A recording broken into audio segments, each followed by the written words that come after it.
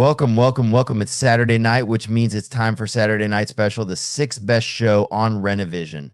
With comments such as, "For the love of God, let your friend stay where he's at," SNS, and "that channel is a rest area toilet bowl, and you don't need any more stinking up the best comic YouTube show going. And this is an absolute terrible watch. Such douche chills. How about we check in with Jedi Johnson and see if he thinks the boys are ready to start the show?" But I still think we're more prepared than SNS, even with the rush we did on the show. Well, shit, I hope you boys are ready to bring the mayhem, because an all-new episode of Saturday Night Special starts in 3, 2, 1.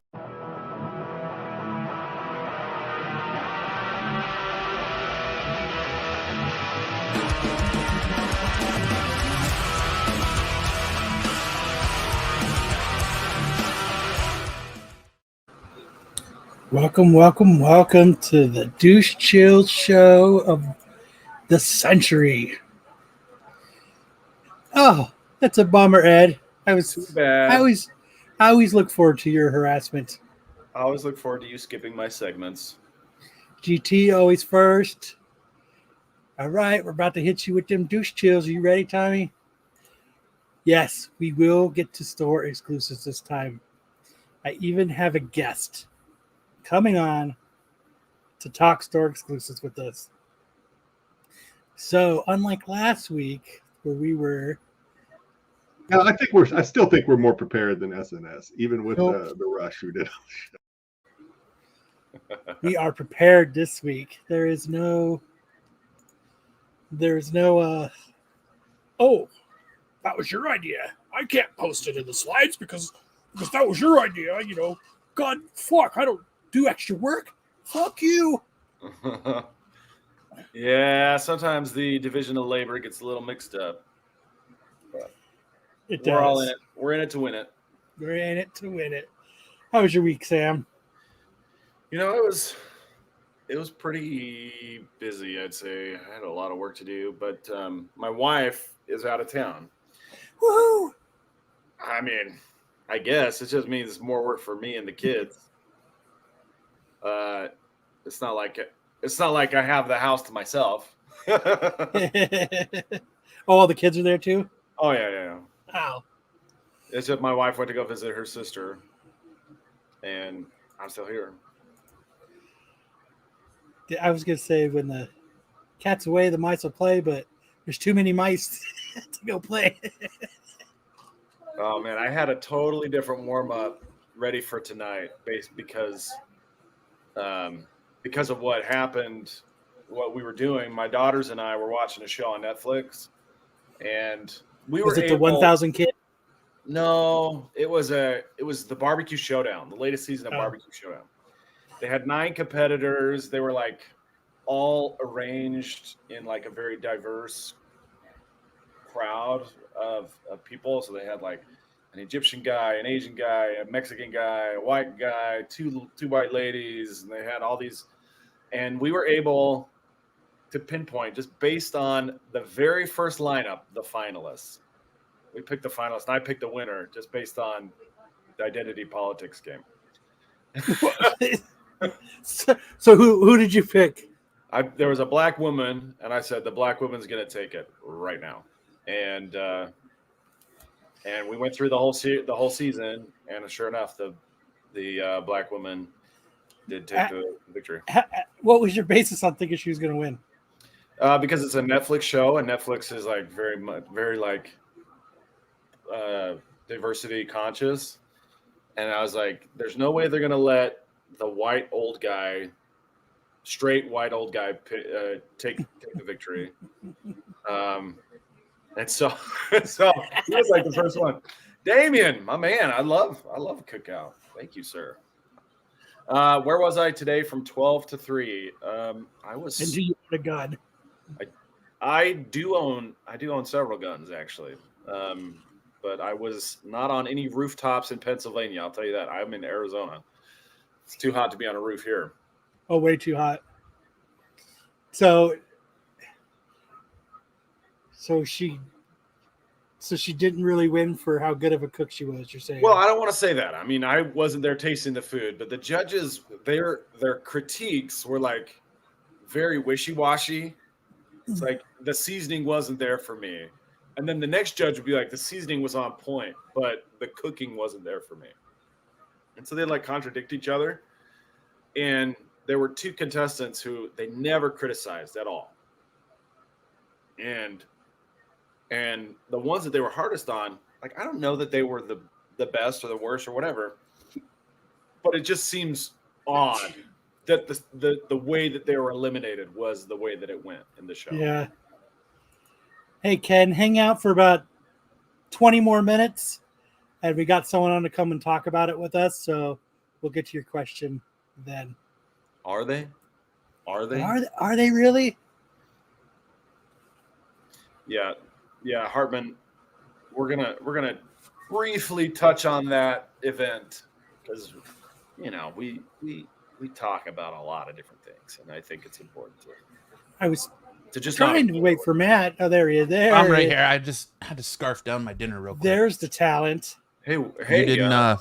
You don't guys like have eating on the show, so I was like, I'm gonna just scarf this down real quick. Steve Engleheart again? Where's Matt? Is he broadcasting from lockup? Damn, that kid's got some lungs. Is that the grandbaby? Yeah, it's a grandbaby. Nice. I'm so jealous you guys have babies in the house. It's so fucking awesome. It's been so long since I had a baby. Go to Japan, Sam. Yeah, I need to. They're gonna want to keep my babies. That's the problem.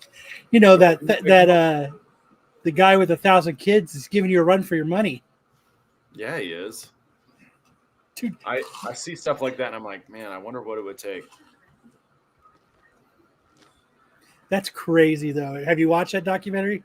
Just jerk off in a cup and replace your shit with someone else's. What? You just started He it? said, "Oh." Yeah. I was to say, he said, "I wonder what it would take." I was like, just jerk off in a cup and switch your specimen with someone else's. Yeah, that guy, he was the one in charge of it, right? He was the one handing out the samples. Yes, sir. He was putting his sample in the samples.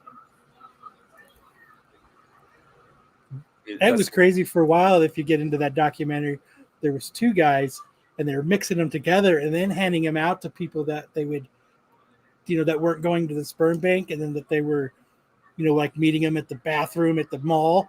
They were mixing them together and playing baby roulette. Who doesn't like a little mixed sauce? That's like that game Cookie. It's just crazy that like there's so many kids over there that they have to actually have like their own registry, so there's no incest. Yeah, that's pretty sad. That that's a god complex. They had another documentary about a doctor who had like 60 or something kids in this little town, and he had to go around and identify who his children were so that they wouldn't accidentally have incest. Chances are you might be one of his kids. Yeah, that dude was a menace. Guy was getting a rush, putting his juices in multiple women. It was crazy. But all right, Sticks has got an awesome segment. He's not even here. Yeah, where is he? Right? I hope he's not in Pennsylvania. He'll get here. Matt, your haircut's looking nice and tight. Thanks. I know, man. You got your ears raised, huh? Yeah. Or is it lowered? Lowered. Did you go to San Diego already? Was that this weekend? No, 2 weeks. In 2 weeks, okay. There's a lot of talk about it. There is a lot of cock about it. So much cock about it. All right, Sam, are you ready to introduce? I like how you came festive. That's right. Very patriotic today, but here we go. So, for those of you not aware, President Trump got shot today. He was at a rally in Pennsylvania. He actually got shot.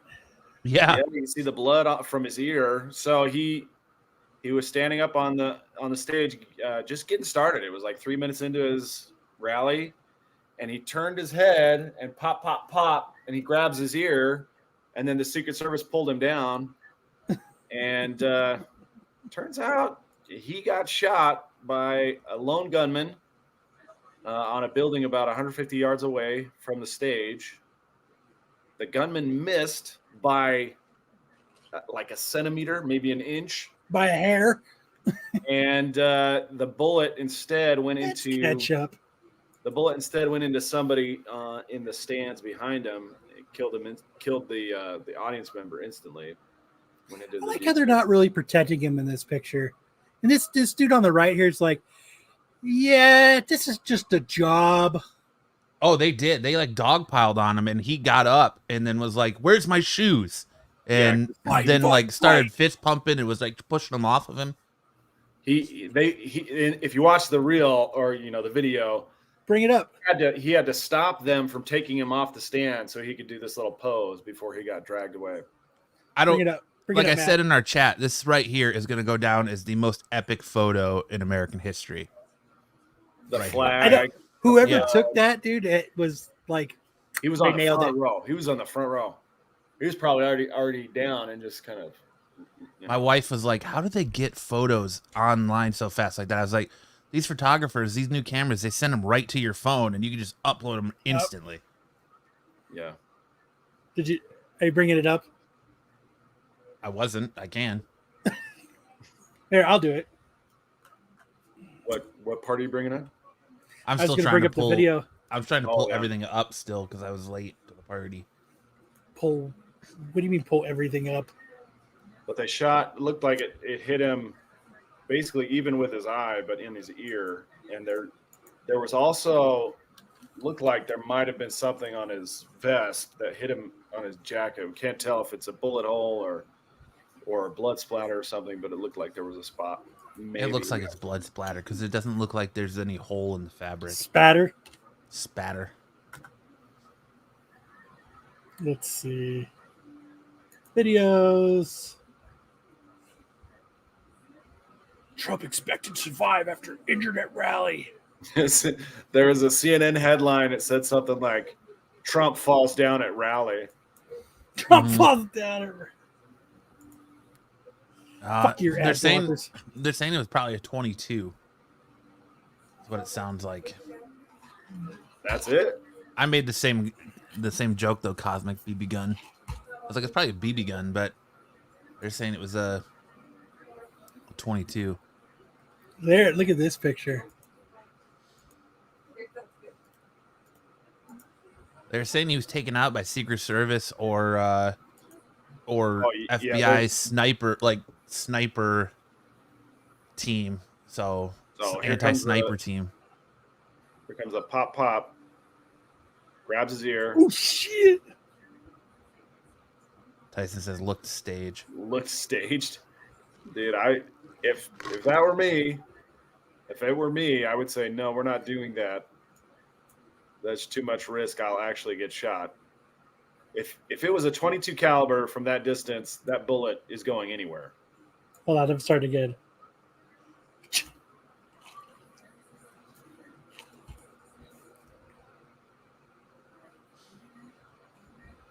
Well, he must have been shooting way at an angle the way because his head was turned. There's the Well, I dude think right there. This dude right here in the hat is one I bet you that got it. Where? Watch. Do you have a mouse? I think that's what saves him, dude. I When he do have a turns his mouse. head like that, Thank you. that's what saves him because otherwise it would have hit him right in the side of the head. Look, I'll show you right here.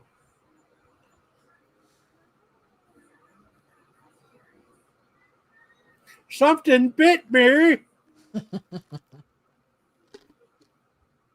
That dude right here. Oh, the photographer. Yeah. Yeah. Okay. It looks like Yeah, because he's like right there. Oh, No. Or Oh, is maybe that- it's this dude in the hat. yeah, Nope. the guy in the hat running behind. No, he's moving oh, over. he hasn't even done the fist pump yet. That happened later.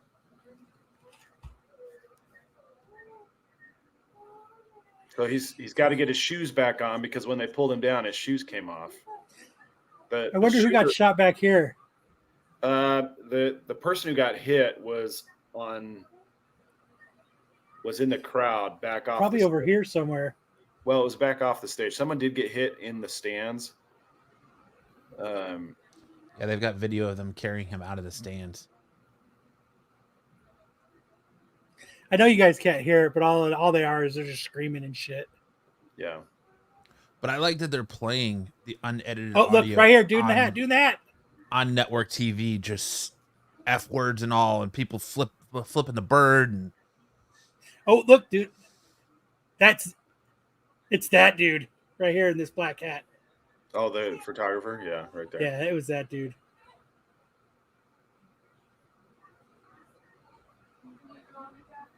That dude, that lady has a shirt that says mean tweet. Did you see that? Yeah. Look at that dude. Look at that dude's shirt. Which one? Hold on. Right here. What does it say? I want to turn it. Let me go back. Let's see. Just pause it. Yeah, Secret Service is ass. Says never surrender. Never surrender. Yes.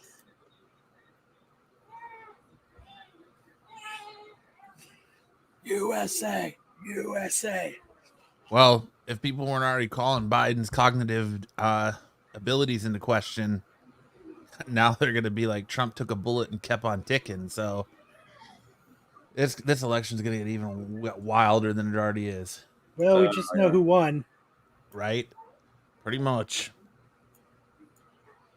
But yeah, 2 people died. The gunman and the guy, people died.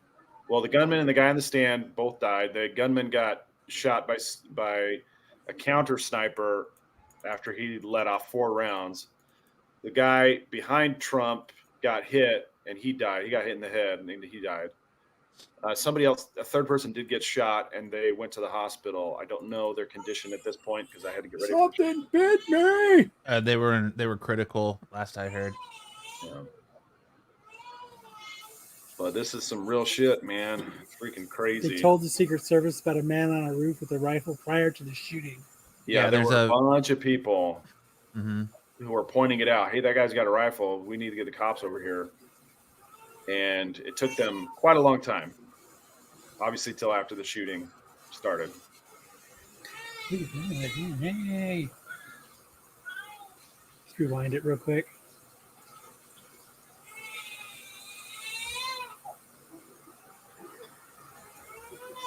Crazy times. Back and to the left. Back and to the left.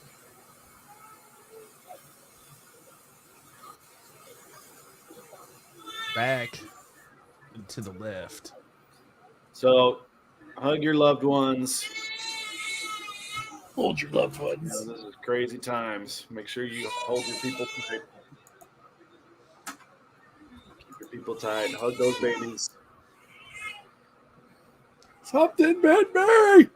Is that Trump crying in the background? Yeah. It is. I'm shocked that it didn't happen sooner. You know what? There was a lot of speculation about this happening eventually. If you're a conspiracy theorist, that tinfoil hat, you better put on another layer of tinfoil because things are just getting crazier and crazier, man. Crazy. Doritos. And you know what? In a pinch, it'll do. What up, Patrick? It's too hot here to wear a tinfoil hat. Yeah. You might end up cooking yourself. Right? Do I smell a roast? Fox News must be loving it. Where are my lifted shoes, Trump? Roast beast. But yeah, there it is. That's crazy, though. It's been a while since one of those has happened. How far away is Pennsylvania from your house? 3 hours. See, it's just like across the valley. Glad I live in Canada. Good luck, Yanks. Oh yeah. Kyle uses the nacho dust as a conductor. Cool Ranch Doritos, the equivalent of putting a battery in your mouth. Agreed. Where's the lady in the red hood?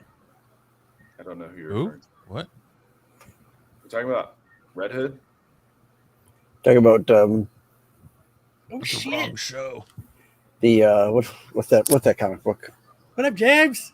What up? We're talking about Donald Trump getting shot. Oh, yeah. Oh, Yeah. How's it going, man? It's going good. hey Long time to James. talk to. Hey, How's the East Coast treating you? it's good, man. I love it out here. Really, really good. You like it more than Utah? Oh yeah. Oh yeah. I don't miss the West at all. I'm an No? East Coast dude now. No. Ah, you lucky. Kyle is still trying to find a way out of Arizona. I fucking hate it here. The devil's butthole. It is, man. This is Phoenix, Arizona is Satan's butthole, man. I mean, what? It's 6:30. It's 112 degrees. That's crazy. Air conditioners cannot keep up with this. No. Definitely not. The only thing that goes over 100 around here is my oven. So. Just stick your head in it, and then you'll know what it's like to be in Phoenix. Oh, I've been in your area when it was hot. No, don't worry. I know what it feels like. Yeah, but we're not here to talk about the weather. No, we're here to talk about some exclusives and variants and the. We Well, talk we comics have- on this show. We have the man and the myth and the legend here to talk about variants with us. Somebody that has helped put out some of the best fucking variants in the game. So I'm glad I'd that agree you're with here. Oh, thanks. Too kind. Oh man, I still have your guys' variants on my wall in my house. So let's roll back a few years. And what actually made you and Jonathan decide to start Hive? Well, Jonathan had been doing a couple. He'd done a couple of books under Anomaly Comics.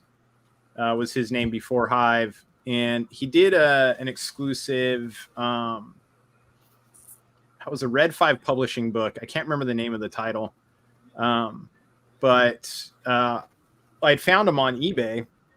I was like, man, I really like this exclusive, and saw it was local. So I ended up hitting him up and was like, hey, man, like, I want to buy a couple of these from you and you're local. Is there any way we meet up? Do you know where the spot's at? He's like, sure. And I think he had seen something of mine, some books I had up on eBay as well. Or he checked me out when I sent the message and was like, yeah, if you want to do a trade, bring these books, whatever. So we ended up meeting it outside of the mall where one of the big LCSs was. And we ended up hitting it off pretty immediately, just started bullshitting comics and realized we were both speculators and things like that. And just in the course of talking to him over the months that followed that, the exclusives that he got were, he'd cut me off a piece. He'd be like, yeah, you want like 10 for your eBay store or whatever, and I'd be like, yeah. So it's just buying little bits of the stuff he was doing. Well, he had two other business partners at the time that weren't really active in what he was doing. They were just other wholesalers, basically. And he was kind of doing all the work. So he was looking at stepping away from that, but still realized that there's utility in having somebody to help, with things. And over those courses, a couple months of conversation, I talked to him about like that was something I'd been interested in, and how it'd be awesome to do some image covers and things like that. We definitely had very similar tastes in books and artists and things like that, but varied enough that we had two different perspectives. So he's said, well, I've got this little project lined up, super indie book. We can get away with a low print run. Here's how much it'll be. And it ended up being that first Peach Mamoko book we did. This is before Peach was a household name, and I liked her art. I thought it was pretty cool. We ended up having a conversation through Yo. We had a conversation with her, lots of back and forth with that. Really fell in love with her as a person too, which I think is important.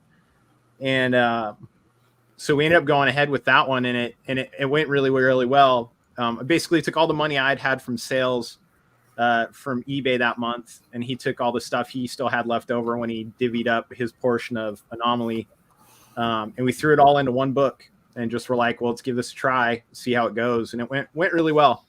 We had a lot of work from the publisher. It was through SourcePoint Press. They helped out a lot with getting the word out there on the exclusive. Not a lot of people were doing variants with SourcePoint Press at the time. Jonathan was one of the only people that was doing them with Anomaly. Because he met Garrett and him and Garrett became fast friends. So we were always supporting his work and we were supporting SourcePoint Press. But because of that, because of their support and their push, my ability to build a website, I'd done several before, and things like that, we were able to hit the ground pretty quick with it and have a good platform for people to buy off of. And that book did really well. So we ended up signing up to do the next 2 issues, and those all sold out really, really well. And it wasn't too long after those that a lot more people started jumping on the Peach Mamoko train, and we were getting hit up left and right. Do you guys have any more? Do you have any left? So, I mean, we had 4 sellouts in a row that were all Peach books. We did so well that we ended up having a new printing done of all 3 of those, where we decided like we'd done so well with them, but the want was out there so deep for that work that we ended up doing a big charity one, which was great because I didn't know. I'm a big proponent of charity. I didn't know that he was as well, and when the idea was proposed, we were both so all in on it. It was great. But we did a whole charity run of the books too, and ended up donating. I think we raised like $34,000 for charity. Wow, nice. And after that, I mean, we just became kindred spirits at that point, and it definitely set us off on the right foot, and we just kept rolling with it. So cool. Damien wants to know what is your best book? That's hard to narrow down. Oh man, I'm partial. I'll tell you my 2 favorite. Because I can't pick, well, my 3 favorite, sorry, is going to be Last Ronin 1, the Staniak. Oh, yeah. That's such a I like the World Tree 4, the Wilshrike, which is there on the bottom of the screen. That one's one of my favorite. I love all this artwork behind me is Wilshrike originals, and I've got another 30 not on the wall. I'm a huge fan of this dude's art. So being involved in his first comic cover is awesome to me. That's a high point. Oh man, what was the other one? Oh, Department of Truth 12, the Gallagher one with the lady in red with the all the conspiracies kind of ghosted in across her face. That one, hands down, is like, that one's always gonna be my top 3 no matter what we do from here on out. Great. I still think the Last Ronin one is, and then the ones that you did for Stray Dogs. Oh yeah, Most of the covers that you guys were involved with the Stray Dogs. Yeah, I like a lot of our Ice Cream Man covers that Felix Morales did too. A lot of those I think are. I have those on my wall. Yeah, those ones have held really strong. I think those are ones that are still sought after.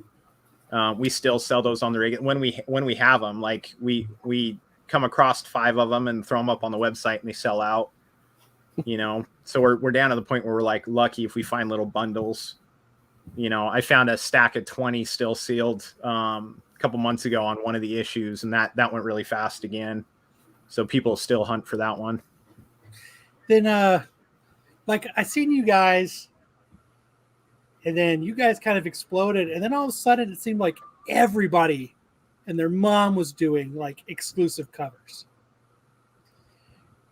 Like, what does it take to do it? Like, how did you get in touch with Peach? Like, what does it really take to do, like, to everybody out there that's never done, like I've never done one. I actually don't know what it takes. What does it actually take to do a variant? Like, how do you get in touch with like Peach Mamoko or the publisher? Yeah. So the publisher is that's not horrible. The easiest way with the indie publishers, you just reach out to them. It's easy enough to figure out who's the head of what publishing company and just reach out to them. The bigger ones like Boom and Image, DC, Marvel, if you have a Diamond account, you have the contact info for all those people. It's in there. So they send out newsletters. If you have a Diamond account, they'll send out newsletters and say, here's some exclusives. If you're a retailer, here's some, if you want to do an exclusive, here's your points of contact. I mean, it's not difficult. Now, getting stuff approved is a different story, because they want to know you've got a game plan. They want to know that you're a legitimate retailer. I feel like maybe that bar's been lowered a little bit.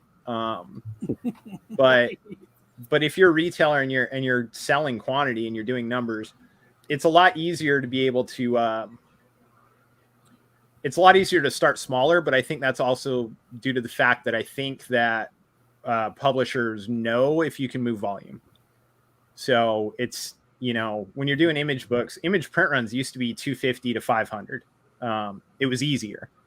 Then as more people wanted to do them, they increased the amount that were required, things like that. But I think when you start working through those steps of super indie and then to image, and then you start going Marvel DC, it translates pretty easily. And at that point, it's easy. You've got your foot in the door, and it's not hard to just keep moving with, project after project.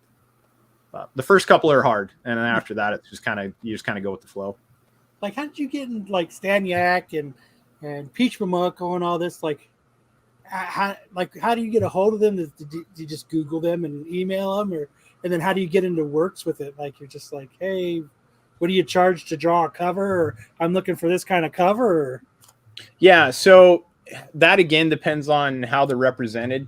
At the time, it was Peach and then her husband Yo.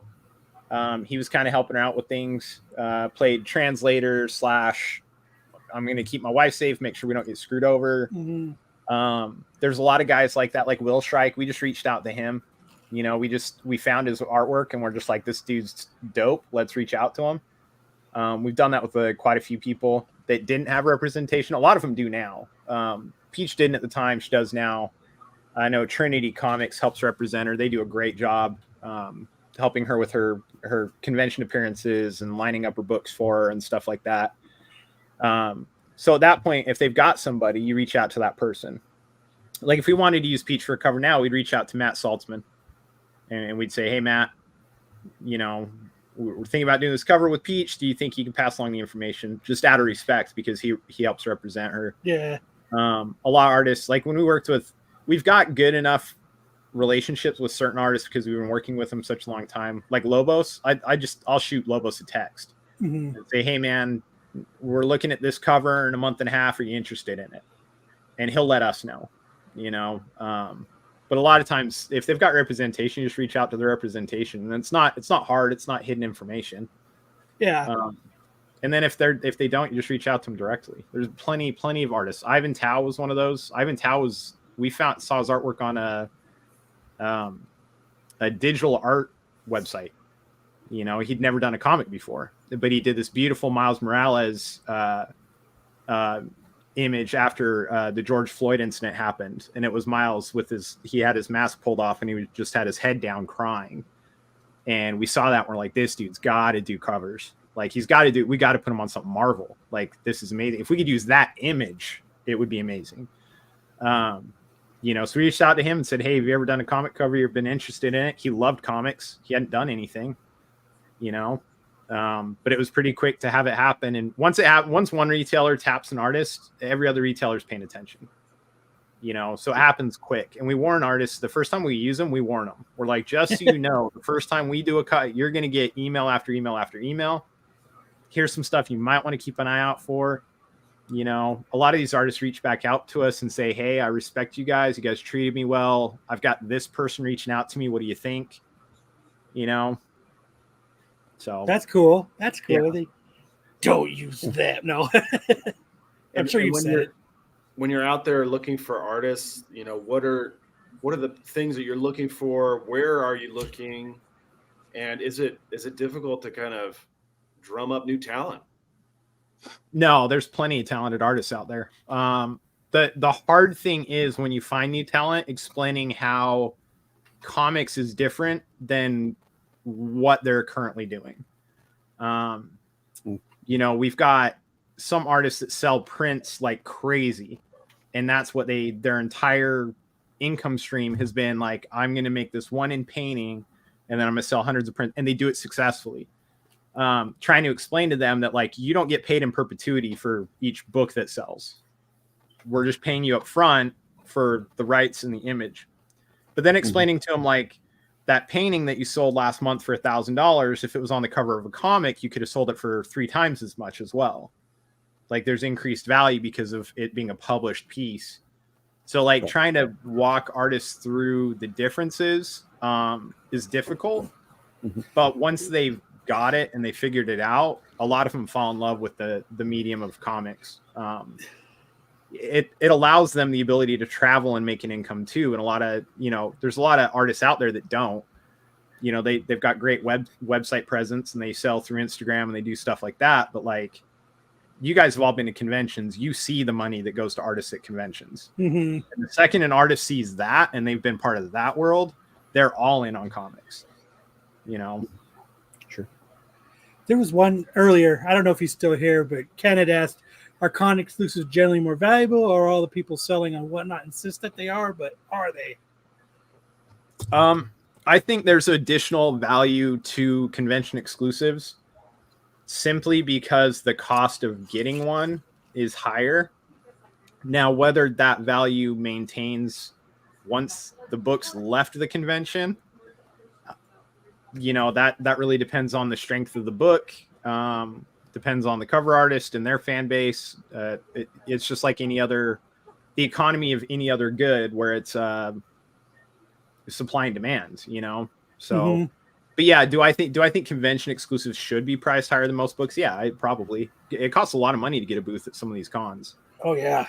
New York is ridiculously expensive. San Diego is not cheap. The booth itself at San Diego is not horrible, but lodging, hauling your stuff, everything like that, it's ridiculous. And I mean, even just as someone that's just walking through the door, that's just a comic book fan, not even have a table. I mean, you're looking at thousands of dollars. Yeah. So I don't balk at the pricing at conventions. I think sometimes it gets a little ridiculous. But I don't balk at it. And this is coming from somebody who's a collector or buyer. Before Hive, I'd gone to San Diego. I've been fortunate enough to go to San Diego a couple of years before Hive, where I went with my LCS as a assistant manager, as it were, and I'd go help them buy stuff and flip stuff. Well, when I was there, I was picking up books speculation wise, and I would leave San Diego making $1,000 or $2,000 for the weekend because I could buy something, throw it on eBay, and sell it. Yeah. So I mean, I've seen that side of it too. But I knew if I walked up to a table and the book was $50 before I bought it, I knew if it was going to my PC, and I knew, was it something that there was still enough room in there for me to make money off of. So, I mean, at the end of the day, if you're at a convention and it's priced a certain way, you got to decide if it's worth it to you. And if it is, then it's worth the money. If it's not, then no, it was probably overpriced for you. And one thing I did notice is like, once you guys came out with your Ronin #1, all of a sudden everybody and their mom was doing these exclusive variants, and you were inundated. You seen them everywhere. Everybody had them. Do you think now, it's been a few years, has it calmed down? It's kind of calmed down. I don't see as many people doing it anymore. Yeah, the landscape has changed a little. The established artists are realizing their worth, so they're charging more, as they should be. Oh yeah. It's a little more expensive on that front. Print runs, mandatory minimum print runs have gone up almost across the board, as they probably should have. It's on the publishing side of things, there's more of a barrier to entry than there was before. But it also leaves a lot less room for error. So like, you can't do an exclusive now and it fall flat on its face and you not be hurting somehow financially. Whereas when you could get away with doing an image print run of 250 or whatever, and you're using a relatively unknown artist, it falls on its face. Like, yeah, you missed out on some money, but it's not crippling. but you end up dropping 3,500 now, $4,000 plus on to do an image run, and it falls flat on its face. That hurts. And so I think a lot of people that maybe weren't all in on it, that weren't full retailers, probably just made some bad investments on books and artists and ideas, and got hurt so much that they're out of the game. So it's the herd is thinning a little. Yeah, which helps you guys. Yeah. So go ahead. When you are arranging everything with the artist, you're kind of working between the artist and the publisher. Do you feel like you're kind of the middleman negotiating between those two entities and your own store? Is that a difficult process, or has it been made really smooth because of the work that's been done by others? It's a pretty smooth process at this point. A lot of publishers will kind of take the reins on a lot of it.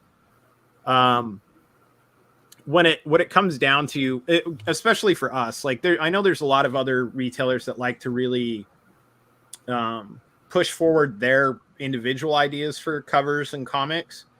Something Jonathan and I have always prided ourselves on is finding an artist whose talents fit a specific style or book, that the style that we have in our head, but then just giving the material to the artist and saying, do with this what you will.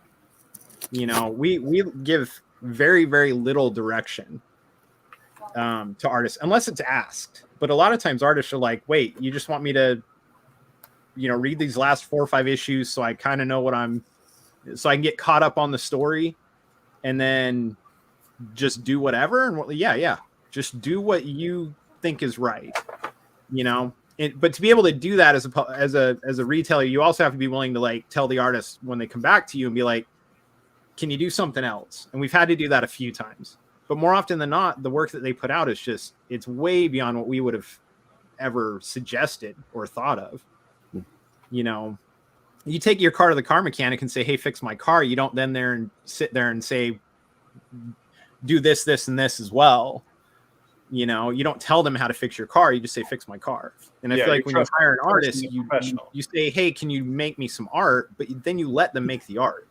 Yeah. You don't sit there and go, can you do Snoopy doing a backflip, and a red tree on this side and a purple tree on that? Like, you don't lay it all out for them. We've been fortunate enough to find artists that are fans of a lot of the work we've put them on too, which has been great. Where it's like you start to realize pretty quickly, like the reason Ivan Tao does Something Is Killing the Children so well is because he loves the book. The reason Ice Cream Man by Felix Morales got done so well is because he reads Ice Cream Man. So like these guys they loved it. Stan Yak on Turtles was because we did the Alan Qua for when we did Last Run 1, and then the book got pushed back, and so there was a couple month gap, and so we went we asked them, like, we asked IDW, like, hey, since there's all this time and the Alan Qua one sold out, we're like, can we do another cover? Nobody else had asked them that. And they're like, sure. And since you already did one, we'll let you get away with a 250 print run, which made ours the lowest print run. Well, in the meantime, Stan Yak, he's done covers, he's known in the comic world. He was on our Facebook page just as a fan and like someone that we occasionally talk to. When we dropped the Alan Qua cover, he's like, man, I really wish somebody would have asked me to do a Turtles cover. I've been wanting to work on Turtles for 20 years. So when we found out we could do a second cover, we immediately hit him up and said, Stan, what do you got, man? What? And he came back with, you want to do a Turtles cover? You want to do a Turtles cover? Here's your chance. Draw something up for us. If we like it, we'll do it. And he drew up that beautiful cover. And we're just like, done. It's yours.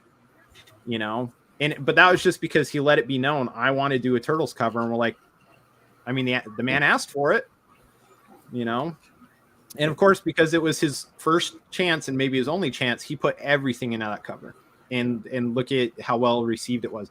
I think the reason that Aaron Bartling covered it is so perfect and great as well is because look at where Aaron was at that time. he'd done what, maybe 1 or 2 things before that Turtles cover. Mm-hmm. He hadn't broken out yet. That was a chance to really impress on a massive scale, you know, and he put his everything into that cover. And look, it's, you know, that and the Staniak are the 2 most lauded covers of issue 1, because those were the 2 artists that wanted it more than anybody. I mean, how many times has your picture been used, that cover been used as the news article? Yeah. News article. It's on the toy. It's on the toy box, right? Yeah. Both of our covers are on the on one of the toy boxes. Yeah, they're all over the place. They tried to, they even redid it in Mexico. Yeah. Right? Yeah. I wouldn't be surprised if it ends up on, you know, we end up seeing it a few more times. I don't doubt it for a second, you know. Or how did that work? They end up doing a movie and it's the movie cover, or it's the movie poster. Like, oh, dude, I'd be sick. James, how did that work for you when they did they come to you? No. Hey, we want to put it on the package, or no, Mexican, they don't have to. They don't have to, really. It just goes to the publisher, right? Yeah, no? So the publisher technically owns the work. You commission the artist, but the commissioning is done through the publisher technically. And then the publisher takes ownership of the rights to do the art. You then, under contract with the publisher, say, I have an exclusivity for this art, and produced in comic format. Okay. And that's it. So, but then when you get into international stuff like the Mexican reprints, that's a different license. And that wasn't anywhere part of our agreement. So they're 100% allowed to do that. Okay. It's their artwork at that point. So I didn't know, because since it was your exclusive, you would get a kickback in any way, shape, or form. So that's a no. No. Okay. Just bragging rights that it's being used everywhere. I guess. I mean, but how is eBay Live? Like, do you think that's the place to be now? I love it personally. It's so good. I love it.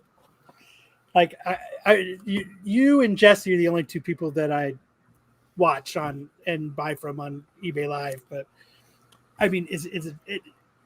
What are they doing that's different? That's kind of working out for you? Just, I'll tell you the biggest thing for me. Okay, so an online platform is an online platform. Whatnot, eBay Live, selling on Instagram, Facebook Live, whatever you want to do. It's all, once you've built your customer base, it doesn't matter. You can interchange all of them. The biggest difference is the support behind what you're doing. And when you've got, when we were first were on Whatnot, we were on there early enough that we had the ear of Jack. We did for a long time. He still supported us through the whole thing. And I still think to this day he supports us even though we're not on the platform. But you had guys like Jack and Adam that were easier to have access to and easier to push to make positive changes that you saw as a seller. Whatnot got so big that it was difficult to have much of a voice from the seller side to make any sort of change. eBay will roll out a new, hey, we're going to try this thing. Does anybody want to volunteer for it? And you get guys like us and Jesse and Drew from Wanted Comics and all these dudes. We raise our hands and say, yeah, you can try this new auction setting on one of our sales. Here's the sale that we'll let you try it on. And then you give them notes. And based on those notes, they actively make changes. There's a lot of stuff that they've tried that we've been like, that's pretty garbage and it was horrible. And we immediately never see it again. They wipe it. They don't do it again. And then there's stuff that they've tried that we've been like, that was fantastic. I wish we'd had this from day one, and it stays. They're very active in that, which has been great. So just having that sort of support is great. Anytime I've ever had an issue with the way the platform runs, within 2 weeks, it's like there's enough of us that kind of are like, yeah, this isn't, we reach out and say, hey, is there any way we can not do this, or can we change it this way? And they're very receptive to it. I love eBay Live. It's almost like,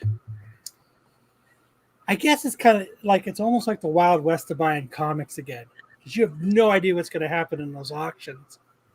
And you're just, almost like how, I guess how Whatnot is, but just more like old school eBay. That's what it reminds me of. Yeah. And And sometimes I go, damn, I can't believe they sold that. Poor James. Can't believe they sold it for that much.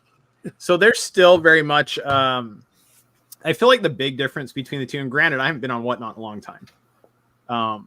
As a seller, I've been on there as a buyer. I will say that there is a huge difference between a platform like Whatnot that is actively, constantly trying to recruit new buyers versus eBay that's like, we're trying out this new thing.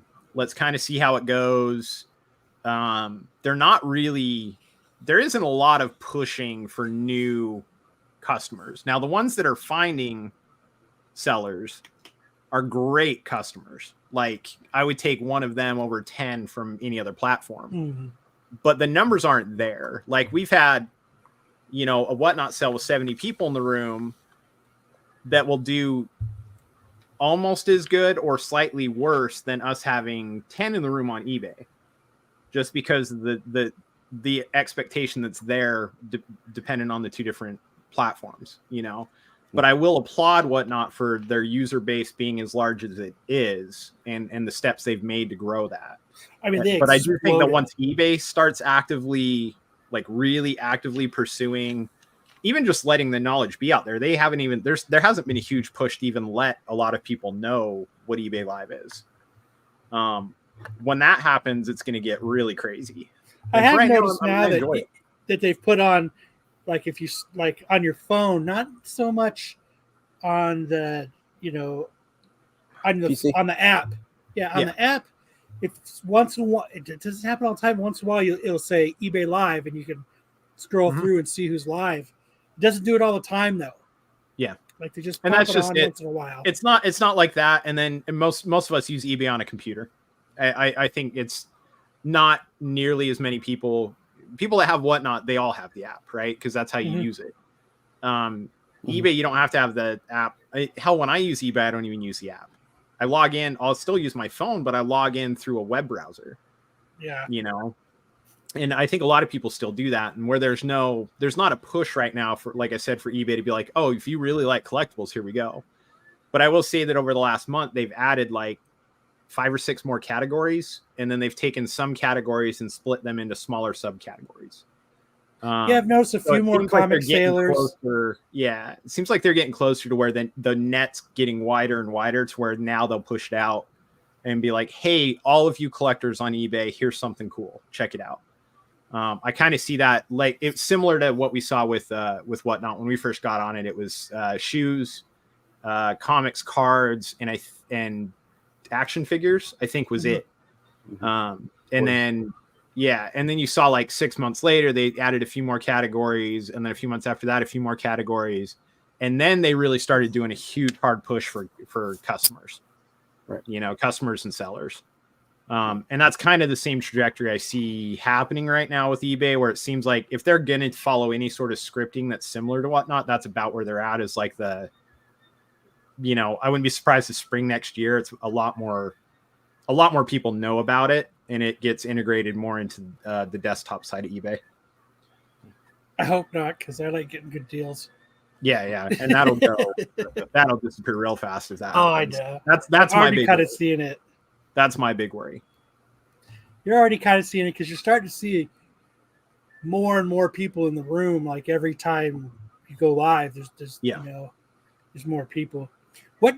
So back to the variants, what do you see the future of everybody doing these exclusives? Do you think it's only the strongest going to survive now, and everybody who really has an established name? It's so this interesting thing has happened where doing a bigger exclusive right now as a solo retailer is almost not viable. What's happened is this pooling of a customer base.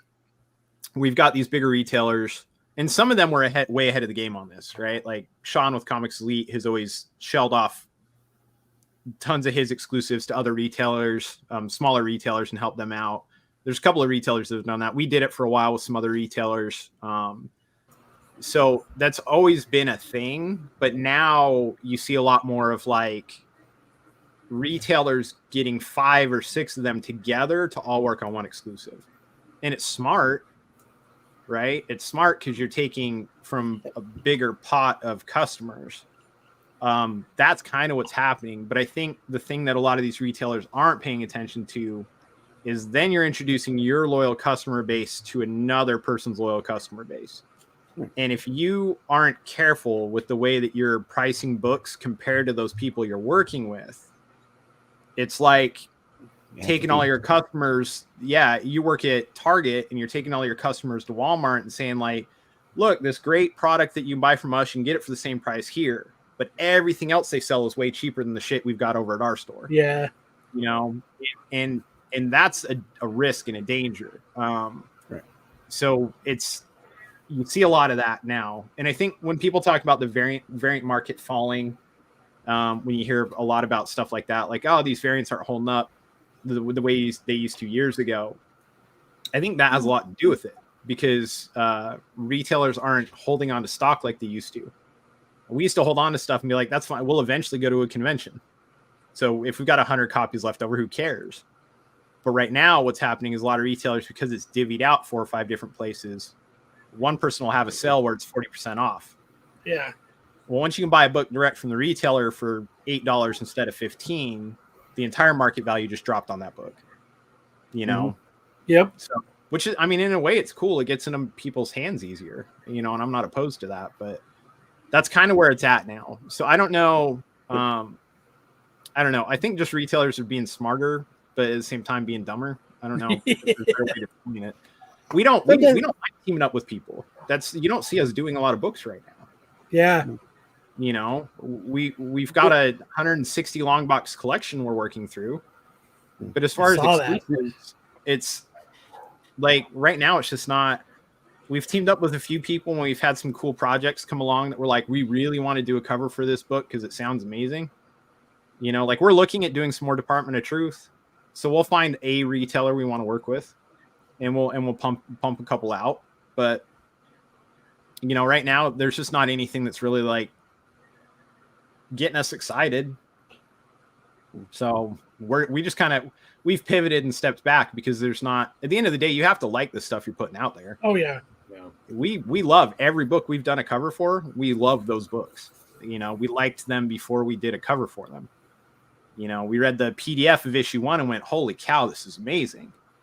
You know, there hasn't been much of that lately. So we're just kind of like, I don't want to do a cover we don't believe in or a book we don't believe in. So why do anything? Yeah. Just wait, and then the next one will come out that you like, and it'll be fire. Yeah, there'll be an issue 1 that comes out in 3 or 4 months that we're going to be like, holy cow, this is great. And you'll see us pop out with some other badass cover and, you know, but we're fine with that. We're fine with where we're at in the industry and you know, happy with it. So it's awesome. So you don't have anything in the pipeline right now. What cons you going to be at? You going to be at Baltimore? Yeah, we're going to, man, Baltimore scares me. But it's too much fun of a show. So I think we're going to, we're trying to maybe, we might even table there. We're talking to a couple artists right now that are friends of ours to kind of make Baltimore be like hey, let's get a couple of you guys together with us. Let's maybe do an exclusive that we can get you guys on and do something special for Baltimore. Cause a lot of our friends go there, you know? Yeah. And it's a great time. That's a great convention because it's so mellow and low key. You can actually enjoy it. It really is. My wife shot me down from going this year. This year? I begged her, please let me go to Baltimore, please. She was like, I was like, you know, well, I mean, from Phoenix to there, you know, it was like, it's 400 plus round trip for airfare. Mm-hmm.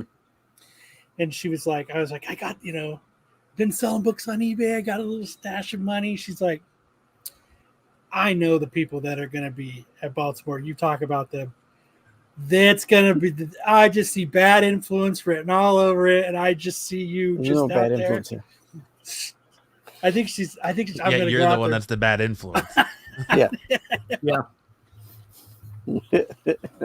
I was like, she knows I'm going to go out there and spend a lot of money and drink a lot of booze. And she's like, I was like, well, duh. That's the point. All these people that I know and like are going to be there that have never met in real life, of course I'm gonna Wanna go out there and party with them. But I mean, I kind of get it too. She's not working right now, so that extra money's kind of hard. But I was like, please let me go. Everyone's gonna be, all my friends are gonna be there. Why can't I go? Come on, Mom. My friends get to go. So When it comes to putting out an exclusive under Hive or doing like a con exclusive, is there a separate set of guidelines you have to go through if it's a con exclusive, or is it all pretty much you got to adhere to the same print run, same everything? So there's the way it is and the way it should be. So to do a convention exclusive and call it a convention exclusive right now, you basically, to be honest about it, you need to be a retailer that has a booth there, and you just say, hey, this is a convention exclusive. I'm only selling it at the convention. No retailer does that. I haven't seen that in a long time. Everybody does pre-sales before the convention. They do post-sales after the convention. They do all this and that. And then you've got official I get after. exclusives. I get after if you still have the stock. But Yeah, if you still got inventory, you got inventory. But that's fine. Yeah, but it's not, nothing's exclusive to the con anymore. People at conventions don't even get the first grab at most of these exclusives anymore. So to me, it's kind of a dead thing. What you do see though is you do have convention official exclusives. Those are ones that have been approved by the convention. Those are the ones that you'll see the branding and the stamping from the, from Emerald City Comic Con, from their merch booth. Yeah, you'll see them at the merch booth. There's sometimes retailers will reach out and say, hey, can we use we're only going to sell this exclusive at our table here. Can we use your branding? But a lot of times that goes with an agreement that you will not pre-sell before the con. And those I would consider official convention exclusives, stuff like that. I'm going to tell my wife, James is going to be there, and he's a good influence. I don't drink anymore, so what? Non-alcoholic beer, man. It's great, dude. Check, it's amazing non-alcoholic beer too. Oh man, that's one. Not that old dude. I wanted to go out there and get fucking blasted. IPA. I love this stuff. Non-alcoholic IPA. It's so delicious. And then I've got a non-alcoholic bourbon too for when I'm having cigars. So it's great. What? Yeah. What? That's just what? I know. Weird, right? Hey man, I get it though. It's understandable. You've been to a couple conventions with me. You know why this is a good idea. Yeah, I've seen video. I've seen pictures. Yeah. Yep. I get to spend. Cosmic One says just get to spend that beer money on exactly. I have a lot more money to spend on comics and art now, so it's great. But that's the reason why she won't go. She knows I'm just going to spend a stupid amount of money there. Yeah. I mean, I don't know, man. As an adult, it's the same as being a kid going to a Toys R Us. Yes. If it's a treat, it's cool. If you're going every day, then you're spoiled. And I don't know. I want to find that one convention a year that I just go to enjoy it for myself. Oh yeah. So I'm not going to San Diego this year. Next year I want to go back again, but I don't want to go as a retailer. I just want to go. Fan. I used to love that convention, and ever since we started working it a few years ago, I don't like that convention anymore, and I hate that. I love that convention. So next year, that's the plan for me. Is I'll be back there, but I'm not gonna table. I'm not gonna get books signed for anybody. I just want to go there and buy stuff for myself and hang out with friends. That's my plan for next year. Next year, I'm going. Yeah. Save up that money. Next year, I'm going to San Diego and Baltimore. That's my goal. # goals. So go to my eBay and buy books. Just joking, I can't. Hopefully my wife's working by then and I can actually go. So we did just line up. I forgot about this because it just recently happened, but we lined up signing with Karen Fukuhara from The Boys. The girl from The Boys, or the lady from The Boys. Because we did that Boys exclusive with her on the cover, surrounded by all those bodies. Mm-hmm. We just lined up a signing with her coming up here pretty quick. So, but I don't even think we're pre-selling for that. I think we're going to get everything signed and then sell it. We had a retailer because we did that cover. We had another retailer reach out to us and said, "Hey, I've got a signing lined up with her, and I want to buy a bunch of your exclusives. How about, instead of paying you guys for the exclusives, I'll help you in on the signing, and we'll help cover some of the costs with the signing. We're like, dude, that sounds amazing. Hell yeah. So Badass. we're facilitators with CGC now, so we just have our witness travel down, and we can do our signature series on them. So it's gonna be great. One thing you can guarantee if I go to Baltimore is I will not have a buttoned-up shirt that only has 2 buttons clipped, and you can see my belly and my chest hair. All four chest hairs. You don't wear the deep V. No deep V's. No deep V's. Well, you gonna hang out and talk shit on stuff with us for a bit, or y'all hang out for a minute. yeah, Cool. yeah, hang out for a bit. I miss you, man. I'm glad you're I here. miss you too. I still have. Are you guys still doing these? Yes, Yes, we you're are. hive. Well, we don't actively promote them, but I still have plenty in the garage. These are badass, man. They are, and we'll lean more into those again. I think this next year. It was a great idea that maybe it was a little too soon financially. It's a big commitment for those. So we did I think we did the first pressing of those. We did like 400. We sold the first 300 real fast, and then we basically just were like, yeah, we're not going to sell these right now. See, I still got one of my favorite comics, Protected. They're a nightmare to ship. So I can imagine. Hey, I just opened my mailbox one day and this thing was in it. Oh yeah, I sent a bunch of you guys some, huh? Yeah. I was telling a friend, guy I work with about that. I was like, because I said you were coming on the show, and I was like, yeah, there's more than one time I've just opened my mailbox and there's just stuff in there from them. Yeah, I've got a list. It's back on the back wall back there. It's like people like, I know this person likes this stuff, and I know this person likes this stuff. So yeah, every once in a while I'll just be like, oh man, Kyle would really like this, or Brian would really like this. Like, I got a stack of UFO books that I got to mail out to Brian, shit like that, where I'm just like, we'll dig that. Yeah, I see stuff. Like, I'll be at a show. Like, I went to a local show today, picked up some really cool stuff. But it's the same thing. Every time I go to these local shows or anything like that, I'm like, I don't really want this, but I know this person would really like it. So I'm always just grabbing little things. I love this thing, man. I love this thing. Yeah. When you guys go to sell more, man, I'm gonna have to pick up more, because this, with the thing on the back, this would be the best way to display books. Yeah, we kind of want to do maybe a slight redesign when we do them, to where they can be a little more freestanding if possible. I won't get into many details, but it's pretty easy to kind of figure out maybe the route we're going with it. There's some changes. It's awesome. Those are awesome. So, yeah, let's make fun of some news, and you can bail whenever you want, James. I'm just glad you're here. Going to hit that. You remember that one time, Matt? I don't know if you were still doing the show.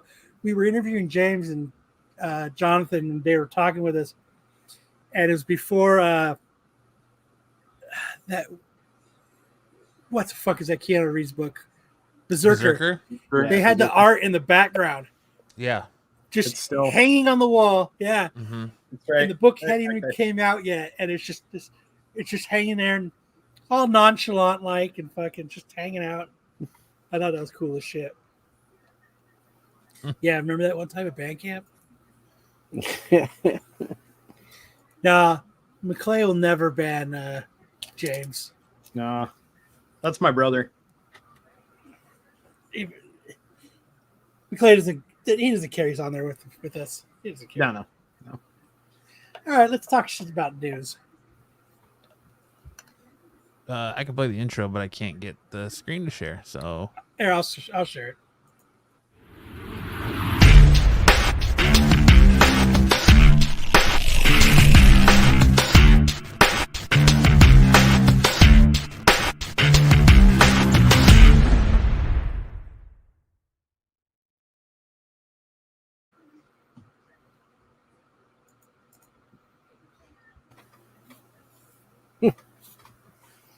RIP Redbox DVD kiosk rental business is shutting down with parents' bankruptcy. Call it Dead Box. Dead box. I can't control technology there, Damian. And another nail in the coffin for the physical media. Redbox is shutting down after more than 2 decades of serving up DVD rentals from thousands of kiosks across the U.S. Redbox network of 24,000 DVD rental kiosks and its streaming service will be shutting down after its parent company, Chicken Soup for the Soul Entertainment, converted its Chapter 11 bankruptcy case to a Chapter 7 liquidation proceeding on Wednesday. Do you even see Redbox in places now? I haven't seen one in years. We still have them where I live. You know what that reminds me of? Man, goddamn, 2012 was a badass year. I remember waiting in line for Redbox, being like, "Hey, man, what you returning, dog? What you returning, man?" I think they're still in Walmart's. You can still. I think they're still at Still at Walmart's. Yeah, the entrance way to Walmart when you walk in, right next to like the keys in a minute kiosk. And they just stopped. Like there was nothing better than going, "Hey, dog, what you got?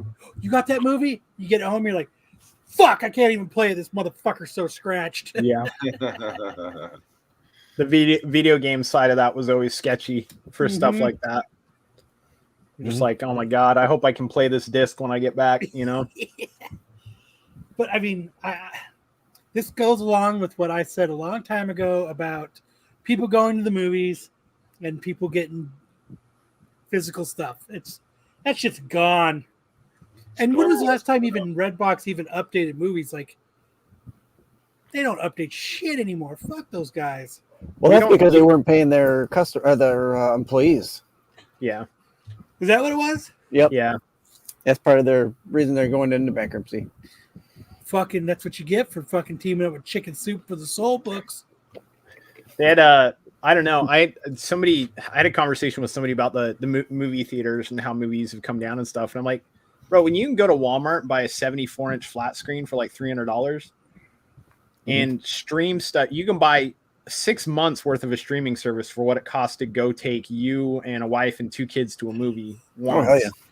Yep. Why would you go through the hassle of that? That's what I've been saying for years. Yeah. So, I mean, it's the reason it's stuff like that's dying is because it probably should. There's not much of a reason for it anymore. Matt's like the only person on the planet that likes to still go to the movies.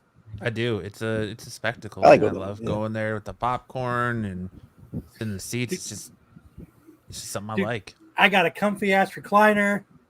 I can pop some popcorn with butter and throw some M&Ms in it. I can pause that shit and take a dump. It's awesome. There's nothing better than being able to pause a movie, go piss, and you know what? And if somebody's rubbing their hand up my thigh, at least it's my wife. And not some random dude Not some stranger. that's sitting next to me. Like, you know, still I haven't gone to the movies, like I said before. Since We know how you like randos. But And now it's a great escape from the kids. You leave the kids with a babysitter and you go to the movies and get away from it. You can actually watch. My kids are something. adults. I just watch But you it with can them. leave your kids with a babysitter and go home and watch a movie. Which me and my wife have had date nights at home, you know. Get a sitter for the night, go home, pour some glasses of wine, throw on a movie. There you go. And the distance from the couch to the bed is a lot closer than the movie theater to the bed. I'll say that. Oh yeah. Ew. Like in my case, I have a bigger TV in my bedroom than I do in my living room. So like, I there's thought you were going to say something else. So. what? Kyle doesn't even have to turn on lights in his bedroom. His TV lights up the whole room. Dude, the TV in my room has never been shut off. It's like he's got a 75-inch in his room, though. It's like right at the edge of his bed. TV's never gone off. That thing, motherfucker, never gets shut off. Fuck that. I can't sleep without the TV on. I need the blue aura of security. He wants to make sure he doesn't miss anything as he goes from the living room to his bedroom, so it's on the same channel. That does happen. I got a bigger gut in the living room, Kyle. Hey, away. Fuck But physical, Redbox. I mean, you hear Sony's gonna get out of the physical media distribution and stuff, and that's that's gonna make that stuff go up in the price. Because look at VHSs and all that, and vinyls and Well, all that physical media is gonna become collector's items. So Yeah. well, they're not going to be making it, but they'll be someone else will come in and make it for them if they do physical media. Vinyls are stupid. You're right, though. I mean, we've seen that, like, even with records. Some records that get put out aren't even put out by the original companies that own the music. Oh, no. Other companies they license it and Right. say, hey, we want to do a Well, those 500 companies don't have Yeah. production anymore. They sold that off years ago. I was reading one place where I was doing some research on the debut. James, I do a segment where we do on the show. It's Yeah, I've never seen the show before. debut album, the debut single off an album. And so I was doing research on this week's, and they redid it. I have Deftones Adrenaline, 7 words is on. And they're like, whoever the company now is that pressing the records, the dude said it was AC/DC when he put it on his record player. They pressed the wrong fucking music on there. That's wrong. Yeah. But I don't know. See, man, I've been trying to grab anime DVDs because of that. You can't find that stuff. dude, I remember the thrill of the hunt trying to find Dragon Ball VHS tapes in the early 2000s at Suncoast local stores, and Suncoast. Suncoast was where it was at. Bro, sealed cassette tapes right now. Like, good fucking luck. You know? And that stuff's like 3 years ago, it wasn't a big deal. Now it's huge. It's going to be that way with DVDs. It's getting that way with video games. It's because video games now, a lot of them are redemption, but you can't grade a video game that's just got a redemption. It has to have a physical media in it. They stopped doing that with video games. Video game prices have already been crazy for graded games. They're going to get crazier when they stop producing physical media for games. I'm pissed I opened shit up back in the day. Oh, for real? What I used to do a long time ago is I used to collect Rolling Stone magazines. So I would always buy 2. I would buy one to read and I bought one to put up. And I wish I would have done that with a lot of like back in the day, remember CDs would come out, you could get like the collector's edition and you can get the variant covered, like they have like 5 different, like Deftones White Pony did it. You could get, there was 4 different covers to the CD. And now, like, I wish I would have bought like all of them and just opened the one that I wanted at the time and kept the other one sealed. And the same thing with the Kevorkian album that came out. I wish I would have bought like 4 of those. Because did you know that the Kevorkian came out with a jazz album? No, I didn't. Yeah, he had a jazz album, and I've been hoarding porn in a case. 2025 is a go. But yeah, he had it was like a limited press. It was only like 1,500 CDs that he put out. And I went and bought one because I was like, I have to hear what fucking Jack Kevorkian is, what his fucking jazz album sounds like. It was pretty cool. That's crazy. It was very mellowing. Like you wanted to die to it. Or was it just that bad that you wanted someone to put you out of your misery? Right. When my storage unit was robbed a few years back, all my VHSs were stolen. Damn. That sucks. What he doesn't say is that they were all pre-taped from movies he rented from Blockbuster. And just I was going to try to sell all my bootleg DVDs of movies. I should try to get some of those graded. I made in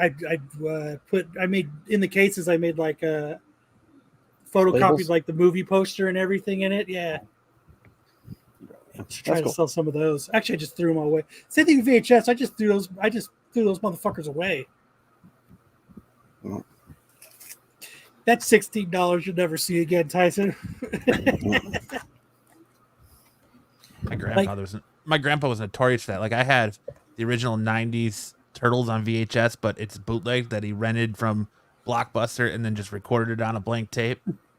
So Remember that? Yep, you just wedge paper in it and then you can record it. There's I'm gonna have to look through.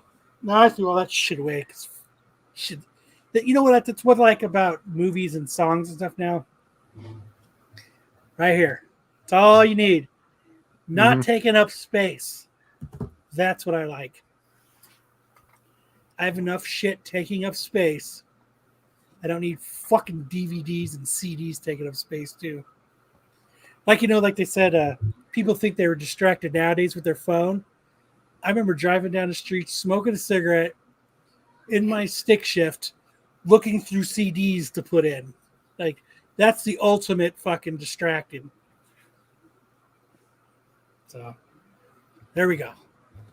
what do you do when the internet goes out, though, Kyle? Then you have nothing to watch. Yeah. Use Maybe my a physical imagination. You put it in physical media. Shrek. So you beat off and fall asleep. That's what you're telling me. Yep. You replay Shrek in your mind. Yep. I'd rub one out. Make a tummy puddle and then you go night night, huh? Yep. Make a tummy puddle. I'm out. Tummy pancakes and it's done. Night time. Night time. Don't even have to worry about the chaos cave. It's all good. Moving on. What's next? You wanna switch the slide? Oh shit! I forgot I'm in charge of it. The Sandman creator Neil Gaiman, accused of sexual misconduct, denies allegations as New Zealand police continue to investigate. The acclaimed author has been accused of sexual assault by two women. One woman, Scarlett, alleges an incident in 2022 in New Zealand, while others identified as Kay claimed that an incident in 2005. A 23-year-old former nanny to Gaiman's children, Scarlett says that the author assaulted her just a few hours after she had met him and introduced herself as the then new caretaker of his children. This event is alleged to have happened in Gaiman's bathtub at his New Zealand residency, according to Scarlett, as backed up by the interview with her friends and family. What started as a casual relationship between the two eventually transformed into one filled with rough and degrading sex. Nice. Meanwhile, Kay claims that after meeting Gaiman in Sarasota, Florida in 2003, when she was 18 years old, the two proceeded to exchange private messages. Per Kay, a romantic relationship began between the two when she turned 20, at which point Gaiman was somewhere near the age of 45. Good job. During this time, the women claimed she was forced to endure painful sex that she neither consented nor enjoyed. She explained that in one instance, Gaiman ignored the fact that she had a painful sex-related infection and proceeded to force penetrative sex on her. Hey now. What kind of sex-related infection do you get? Is that called STD? Yeast infection, yeah. Infection, probably. STD. A fucking Chlamydia. Chlamydia.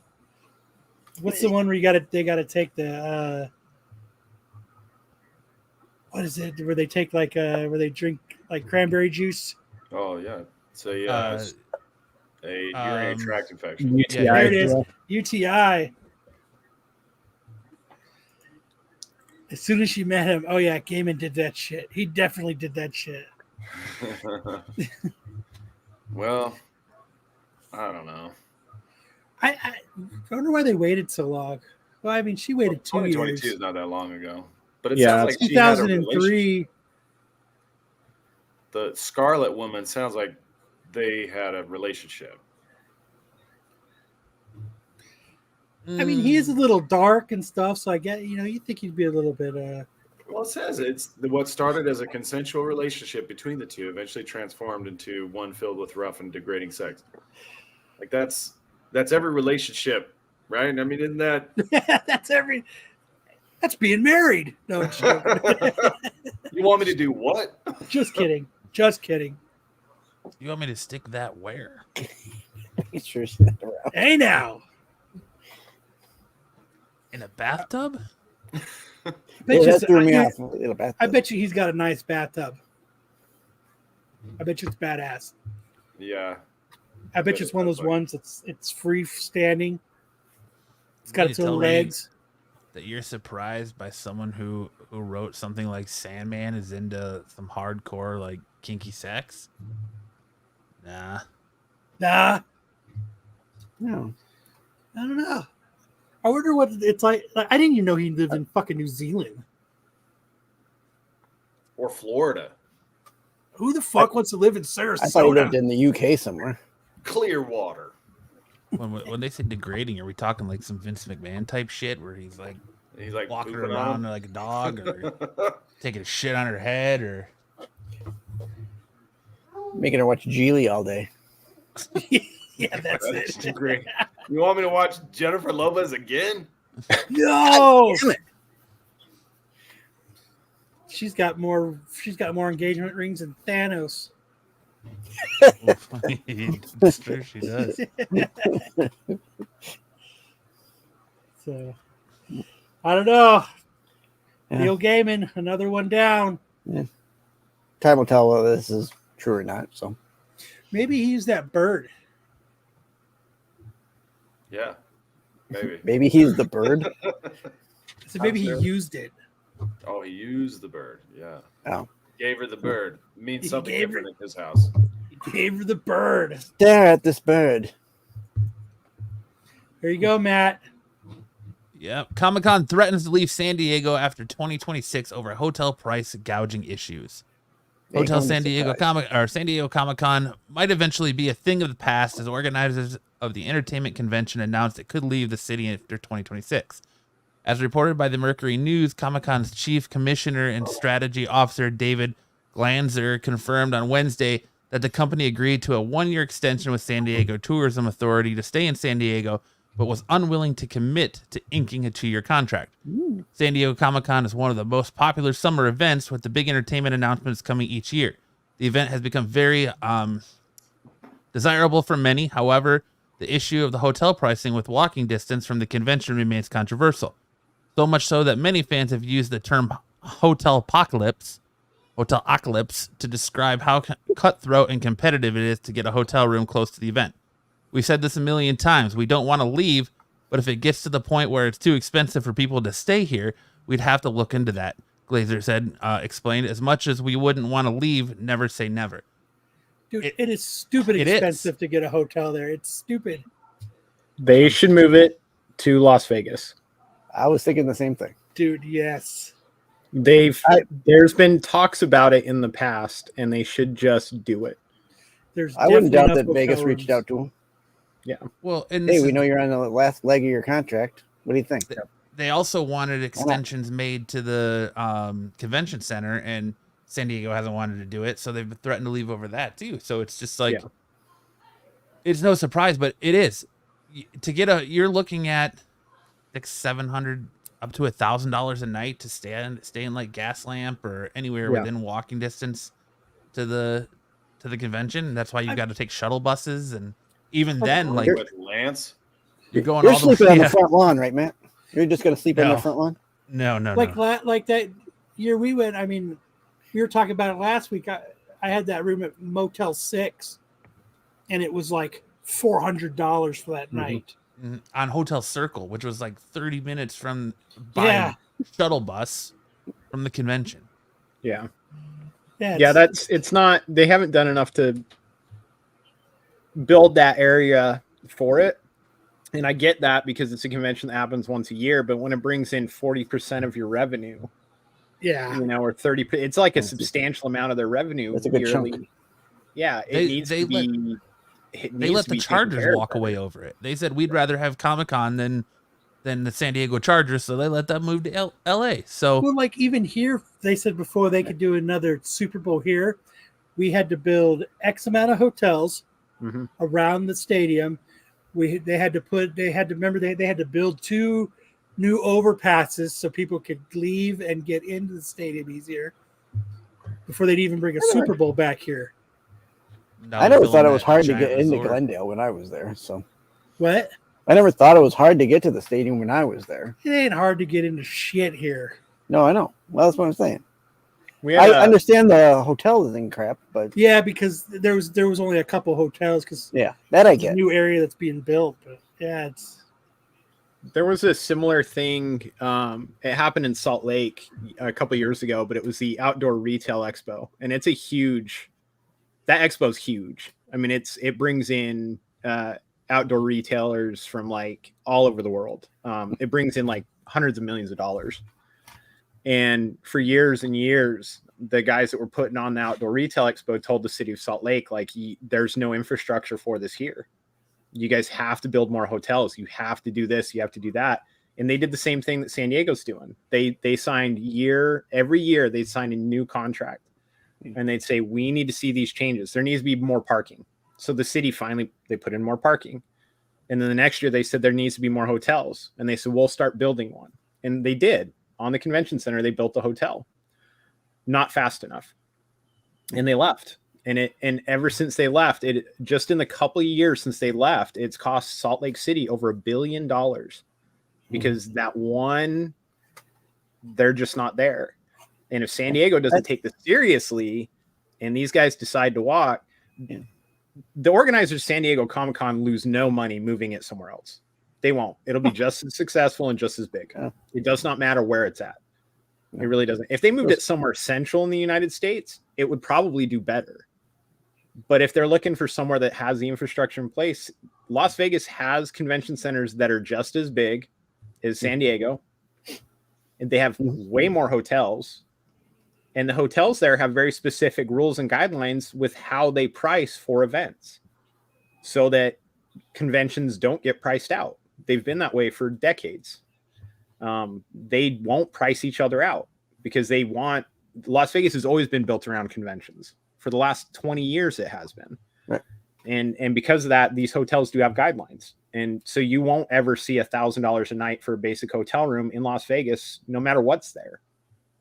And well, except for Formula One, and you want a room that's facing the street.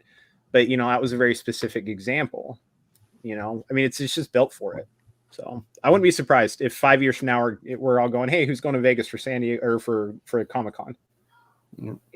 Las Vegas Comic-Con. Well, I mean, they already have amazing Las Vegas, but it's not as big as this. It's not Comic-Con International. Right, exactly. And that's why you see groups because the way they do their hotels, if you don't know, is you have a lottery system. So you have to pick like 12 different hotels you want to stay at, and they show you the prices, and then they do a lottery system. And a lot of times you don't get hotels. You don't get picked. And then you're left with whatever's left, or you have to go to message boards and try and find people that have a room that are willing to let you crash with them. So then you could be crashing with strangers, or you're scrambling to pay even like Airbnb. You have people that'll book an Airbnb, and then the people who are hosting will drop you and relist it for triple the money because they can't. And it's like, it sucks. You end up paying like, $1,500 for 4 nights at a Holiday Inn at the airport. Like it's just crazy the price gouging that goes on during Comic-Con, but people are going to pay it because they want to be there to watch the next big thing Marvel's going to announce, or DC. I don't go there whatever. for that. So part of the problem, though, I will say this, is the lottery system they have. And they think it's a great idea, and it's really not. Because what happens is people multiple book rooms. Mm-hmm. They'll have them and everybody in their family and all of their friends get in the lottery system. And then they book 3 or 4 rooms. They figure out which ones they want, and then they drop the others. And they're allowed to do that. You're allowed to do that with the lottery system. And so what happens is there becomes this, like, it sells out immediately. The lottery goes out. There's no rooms available. And then there's this huge rush of rooms. And then they do a second lottery type system.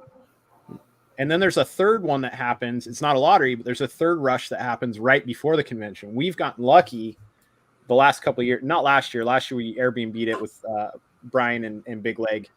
But the 2 years previous to that, we got lucky. We didn't even look for rooms until a week before the convention. And we found some. And they weren't horribly priced. But the reason there was rooms available is because there is rooms available. Like, there's still rooms available. You have people that get so dejected from missing out on the first and the second lottery that they then start going, well, like, shit, I know I spent $400 on tickets to go to a convention, but I can't afford a hotel room now. I can't get an Airbnb. And so you have people that don't even show up for the convention now, you know, which is money out of the retailers that are in their pockets.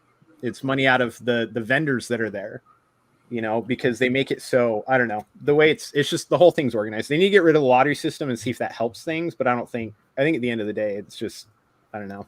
Yeah, It's it's just a lottery system for hotels they shouldn't do. Yeah, they shouldn't do it. No.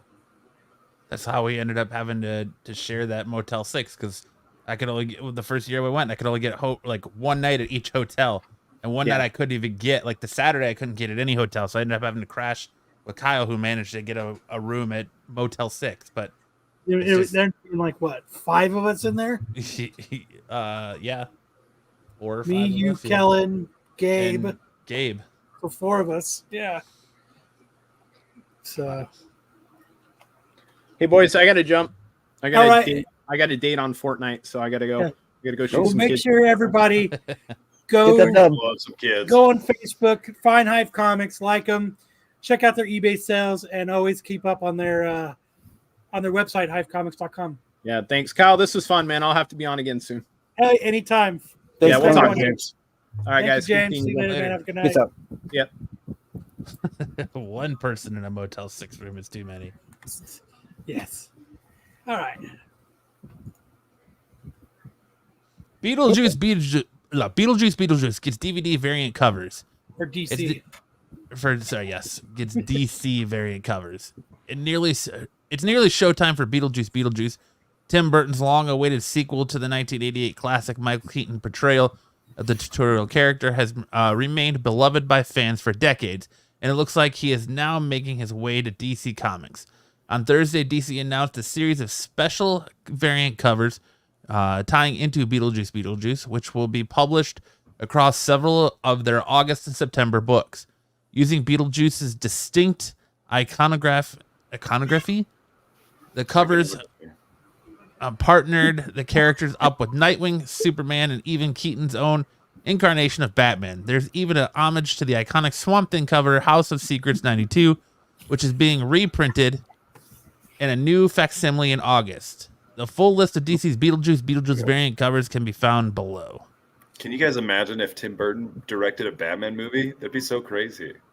I like that they've got Beetlejuice with the Tim Burton's Batman on this cover.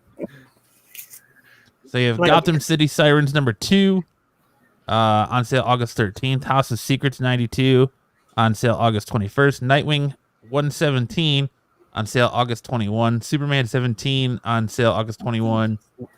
Wonder Woman 12 on sale August 21. And Batman 152 on sale September 4th. Sticks is punching air. No Fortnite for you. No, Sticks only likes to go to the prom. 10 times. Hey, House, my share screen finally showed Yeah. up. Beetlejuice. Oh, okay, here. I'll remove it then. All right, so there we go. We got That's awesome. The shrunken heads. That's Superman. so funny. Wow. and you got the Wonder Woman.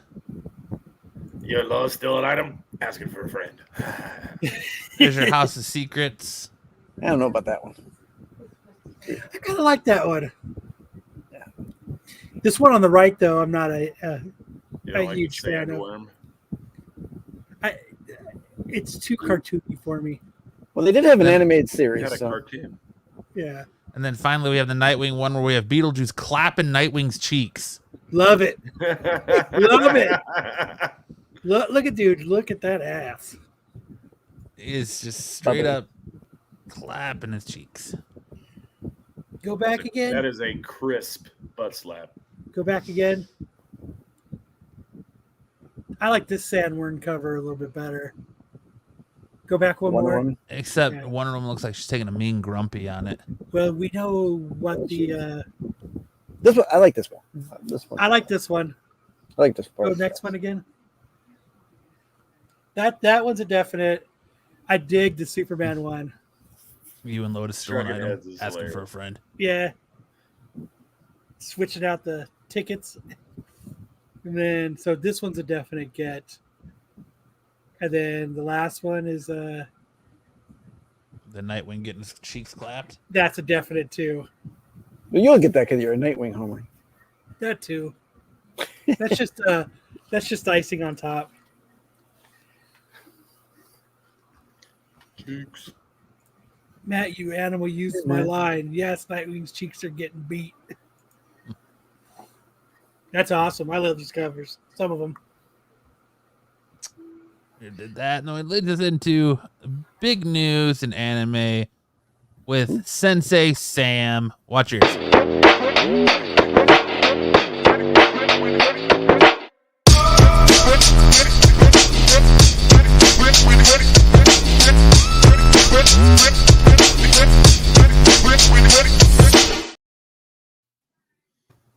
All right. Well, it's too bad Ed's not here to tell everybody he's leaving. He just preemptively didn't show up. Yeah, he's like, I'm not coming. I wonder if he was in Pennsylvania today. Oh, I don't know. He didn't say anything about it. Anyway, first up, we'll get through these. I did a manga spotlight on Rooster Fighter a while back. I remember. This is just an absolute hilarious concept. It's basically One Punch Man as a chicken, as a rooster, versus a bunch of Japanese style demons. But there was a premature post that was posted about an anime called Rooster versus Demons based on Rooster Fighter. So it looks like maybe Adult Swim is producing Rooster versus Demons. But then they deleted that post almost immediately. So we don't know. We don't know if that's going to actually be part of their lineup. But it is a really fun series, and we'll be taking a look at the latest chapter later on in the manga spotlight today. So we'll go on to the next one. Keep your eye out for Rooster versus. I'll let you know. I'm getting a sneak peek of their booth and setup on Wednesday, so I'll let you know if it's actually give us a heads up. Gonna be there. So One Piece, as was announced, it's been a couple of years now. They said it was winding down, and we're still kind of in this really fascinating arc that we thought was just going to be kind of a brief interlude between the Wano arc and Elbaf, which are big story pieces in One Piece. But it's been chock full of lore and new characters, beloved characters, backstories, all kinds of fantastic content. One Piece content. It's peak One Piece right now, and we just got a tease from one of the One Piece's editors that said it's been stated that Egghead, which is the current arc, Egghead Island, would conclude with a major incident that was teased in the manga itself. And that major incident is occurring right now. It's actually happening right now. But the editor says there is still one more big twist to it. I won't say anything else or they'll erase me. LOL. Is the island going to hatch? So Egghead Island is like a future island. It's got all kinds of advanced technology, and it's inhabited by that universe or that world's genius IQ, a guy named Vegapunk, and he's designed after Albert Einstein, but like way to the extreme. Anyway, yeah, One Punch Cock. That's what it's called.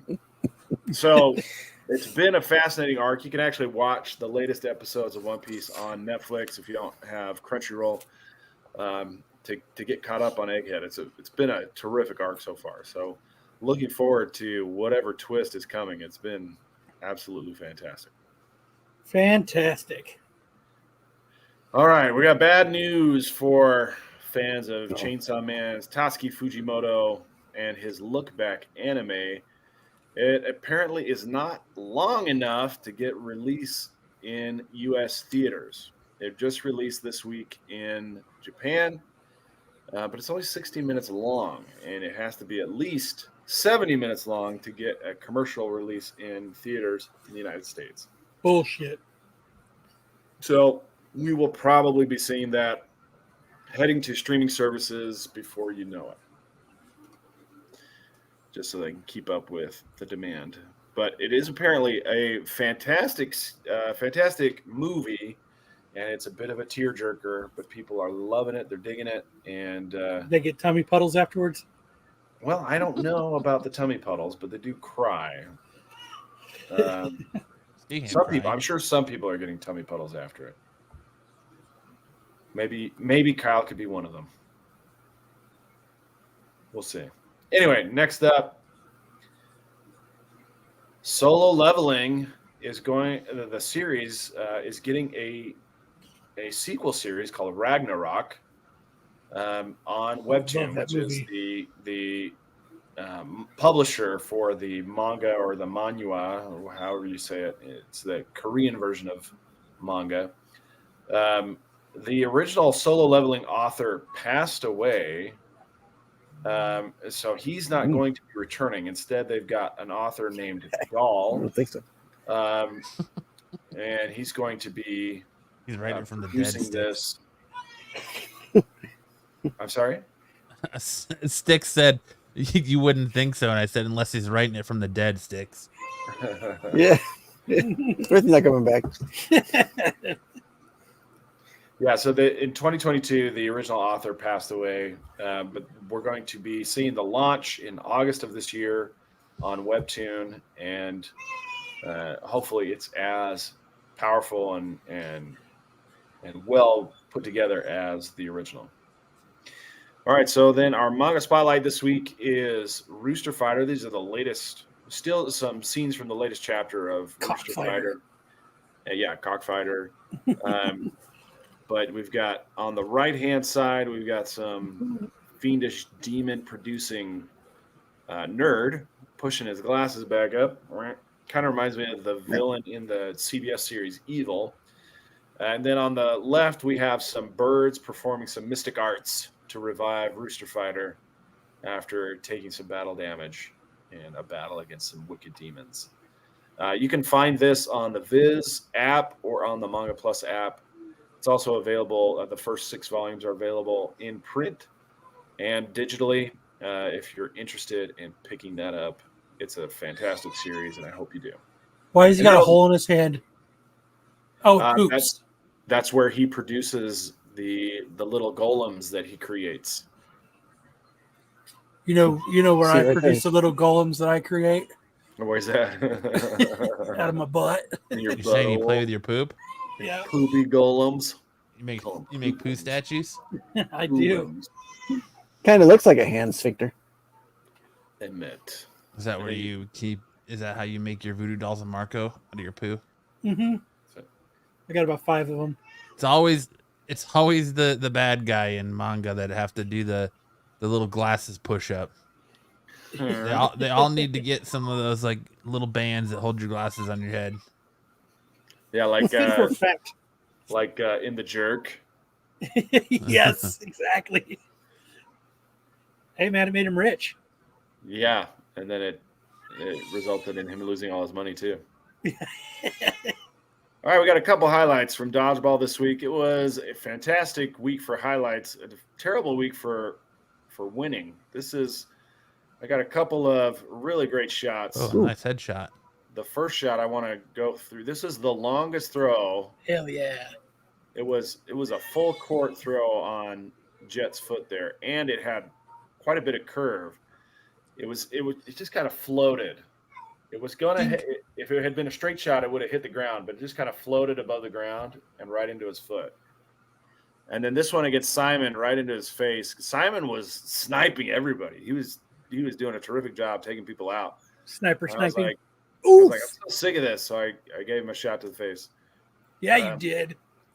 Northwoods Comics asked, do you have any specific rules about face shots? And yeah, we do. They are fair game.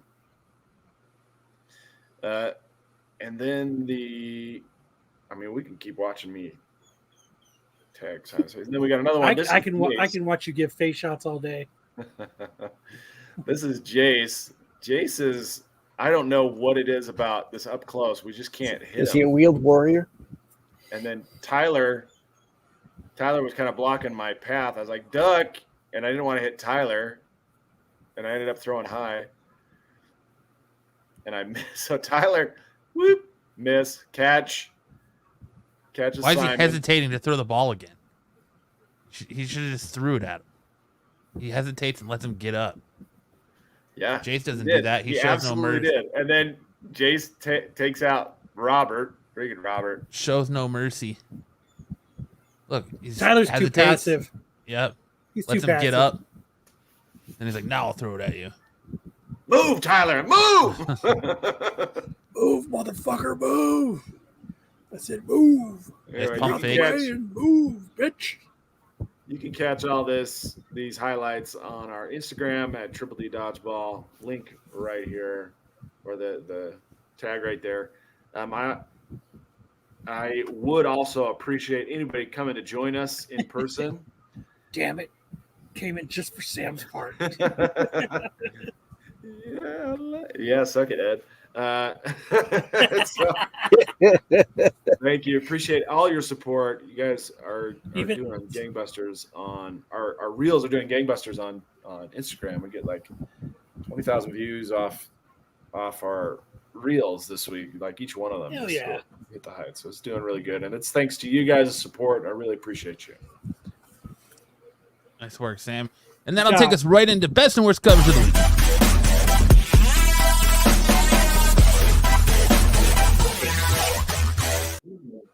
Take it best and worst covers. Hey, listen. You make fun of me if I slow talk it to find it. You make fun of me if I'm queued up, ready to go. So, damned if I do, damned if I don't. Life is good, huh? Sure. First up on our worst covers of the week is Star Wars 48. The Gova cover. Yeah, this Agova cover is I don't know. First of all, it doesn't even look like he's holding his lightsaber. That looks like it's behind his hand, not in his hand. Like he's like just fisting it like that. And I don't know who either of those people are on the cover. They all suck, Matt. But this one just wasn't very good. It's just Leia has a very square butt right there. Why is Luke's back like pixelated out? that's one long Lens gun flare. she has. Lens flare. Yes. Leia can see Looks like they're standing in Yeah, front of a click on nuclear that. explosion, too. Like, Yeah. hold on. I think I got it. it's not super horrible, but yeah, it's not good for They gotta Star go get in their refrigerator. Can Leia see 360 degrees? Those eyes are far apart. It's got They're on the side like chameleon lizard eyes. They move independently.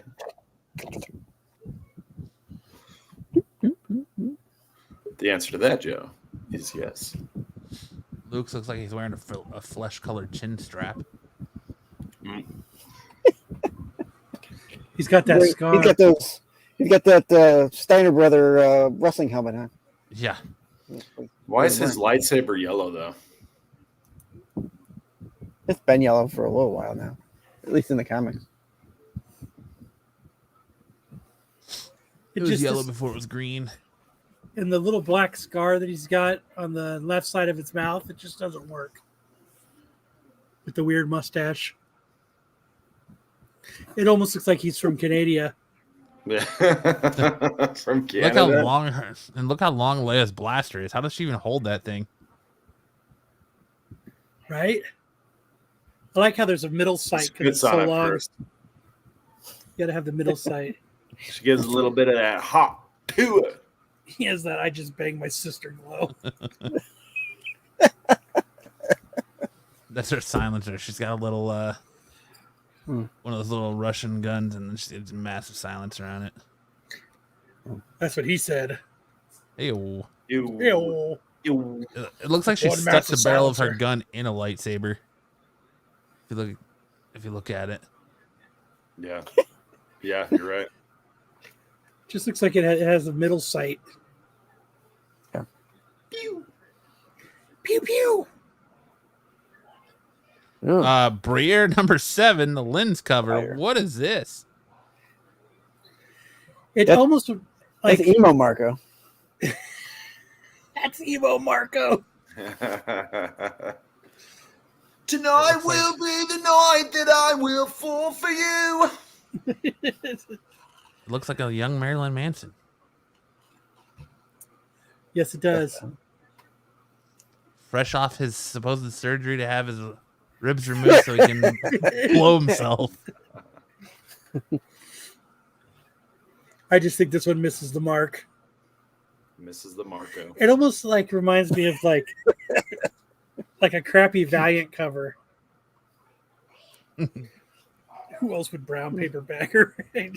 Well, Just Damian. That's it. who we need? Yeah, it looks like a lesser man's Crow cover, really. Yeah, It's a double bagger. a double bagger. You got to wear a double bag bagger. over your head in case the bag over her head falls off. Like I would hope if James got this as a option for a variant, he'd be like, "Yeah, We're gonna- I we're don't gonna send that think one so." back. Yeah, we're What gonna else you have got? to- Left. Yeah, what else? What else you got there? I'm not real cool on that that left knee. Something's off with it. Every time the we get a face. creepy And forehead. misconnection where it's like that dude's a serial killer. This is the image I'm gonna imagine of what the guy looks like on Associate it the with? other end. Yes. I mean, I do like his long I'm waiting bangs for you. though. Looks like he just pulled out his fingernails and he's drawing with the blood on the rock with it. Oh yeah. I My was name's here. Axel. I like long walks on the beach. Axel was Doing here homemade circumcisions. with the pizza Removing cutter. removing my ribs so I can suck my own dick. And Hungry Man TV dinners. I'll be here all week. Meet you at the Motel 6. Misconnections. With With Van Kyle. Nuys. Van Nuys. Up next, we have Wonder Woman 11, a Julian Totino Tedesco cardstock cover. Not great. It looks like she's shitting out her lasso, and look at that face. It's a Taco Bell face if I've ever seen one. Dude, I'm flying. I'm shitting out my lasso. I knew I shouldn't have swallowed it. Everything else is kind of good on it. The chest plate's kind of elongated, I guess. It's a little funky. Yeah, that's about it. That's all I really see wrong with it. I mean, yeah, it looks like the I don't really like boots. pooping out a rope, but Yeah, I don't like the front stripe of the boot. It kind of reminds me like she's trying to do like a Union Jack thing with her outfit. I think that's what it is, actually. Oh, really? I think so. Because her shorts are like the blue, and then they got the white and the red. Well, I prefer This American. cover is 2 words. Yucky. Yeah.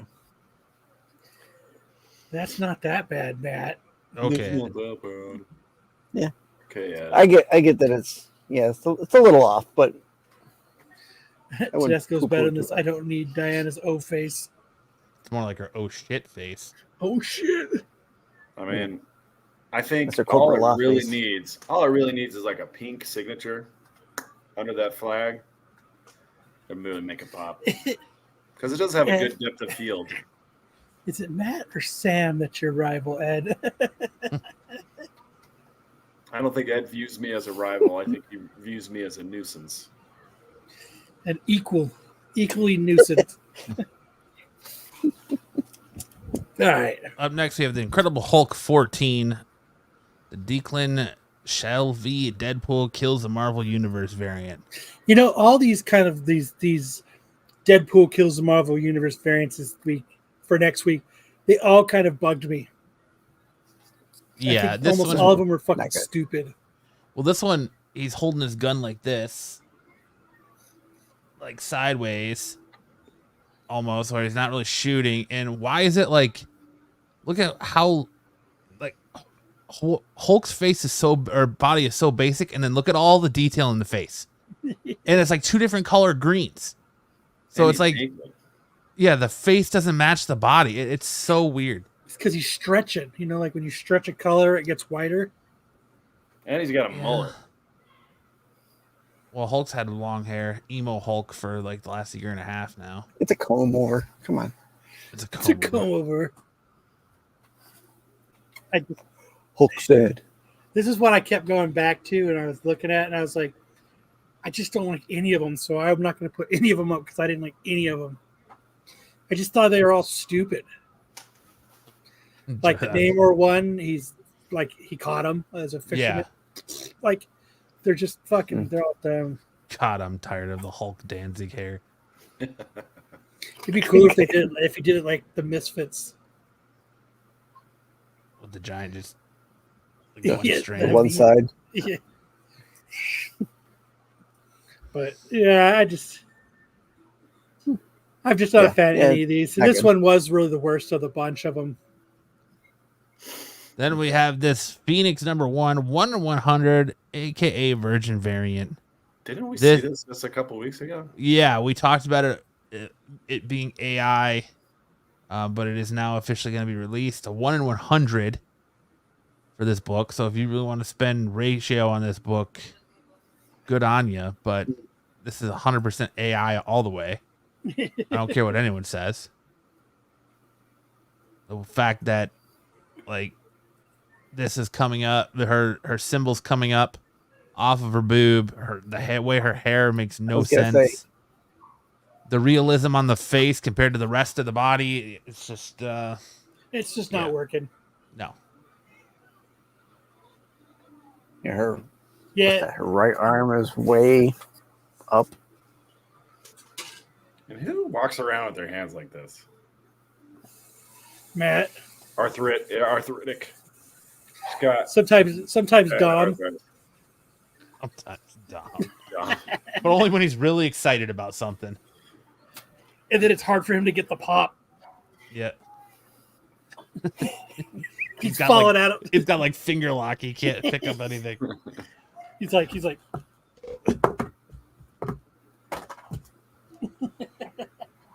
Ed is just Bullshit. Mr. That's Cooper. hand drawn, Matt. Yeah. Okay. Next up, we have the Amazing Spider-Man Blood Hunt number 3, the Zhang Jian Yun variant. Jinjin Yoon. Dungeon Zhang Yun. Yun. This also could have been Taco Bell cover of the week. Sam I like Morbius this cover. back there looks good. I can't even remember what I picked. I don't like up. The Morbin time. I don't like Spider-Man's eyes. I think that's probably Yeah, the he's got, only thing like- I don't like it. He's got like lizard people eyes. I was Yeah. gonna say lizard, yeah, like V type eyes. It covers fire. What douche This hates cover on is this? not fire. It would be good if you shouldn't be seeing Spider-Man's eyes. Peter's through the about to eye get plate. railed. Yeah. Yeah, And- it looks like he's Yeah. getting. That's the only thing that's the only thing I noticed Yeah. is the eyes. And Everything it else should seems not all right. be lizard people eyes. And Peter should Let's- never be the little spoon. It looks like pre-web is about to happen. Yeah. It looks like Morbius is whispering in his ear, "Why won't you let me love you?" And yeah, he's got a free hand there. Spider-Man does have a free hand there. Mm-hmm. Yeah, Let me in. he likes it. That's why. He's like, This is Spider-Man's home face. stretch my. I could be your new fucking- MJ. Stretch my back door. Stretch my web hole. No, what he's saying is it's Morbin time. Touch me where I web. He's saying, "Bite down, I'm going in dry." Touch me where I web. Hold on. I'm giving fucking Sticks the bell on that one. Ring the bell.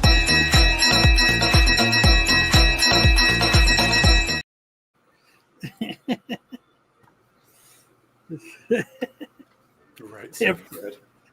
I'm too sexy. for this party. The way I'm Too just sec- so dancing. Oh, too sexy to stretch that butthole. Up next, we have best cover of the week. We have X-Men Blood Hunt, Laura Kenny, the Wolverine number 1 Peach So- Momoko cover. I really like this cover. I do have one kind of fault with it is this front claw thing. The front claw. Yeah. Yeah. But other than that, like, I love this cover. Is Is she attempting to be like a Peach Mamoko knockoff? Is that what she's going for? Because that's kind of. I thought it was Mamoko before you read the name. It is. Damn it, Kyle. This is on the wrong list. This peach doesn't pop. I like it though. I mean, just like. Other than Mamoko. No, you said Laura Kenny. Who's Laura Kenny? Laura Kinney's the name of that the character. X-23? Oh, okay. Yeah. Okay. Yeah, it's a Mamoko cover. Okay. Yeah, I see it down there now. I heard Laura Kenny. I thought. Yeah. The name didn't. It says it right here. With me. Mamoko cover. No, I like it, except for that one claw. That's the only imperfection I see with it. But other than that, it's good. I like it. It's one of her better ones that she's been producing lately. I might actually pick this one up. Yeah, she finally got out of that weird phase with those nightmare covers. Me, though. The way her claws don't come straight out, they bend. Did you just miss the first 2 minutes? No, I know. Of us talking about this. I know what you said. Yeah, but I'm just really noticing it now.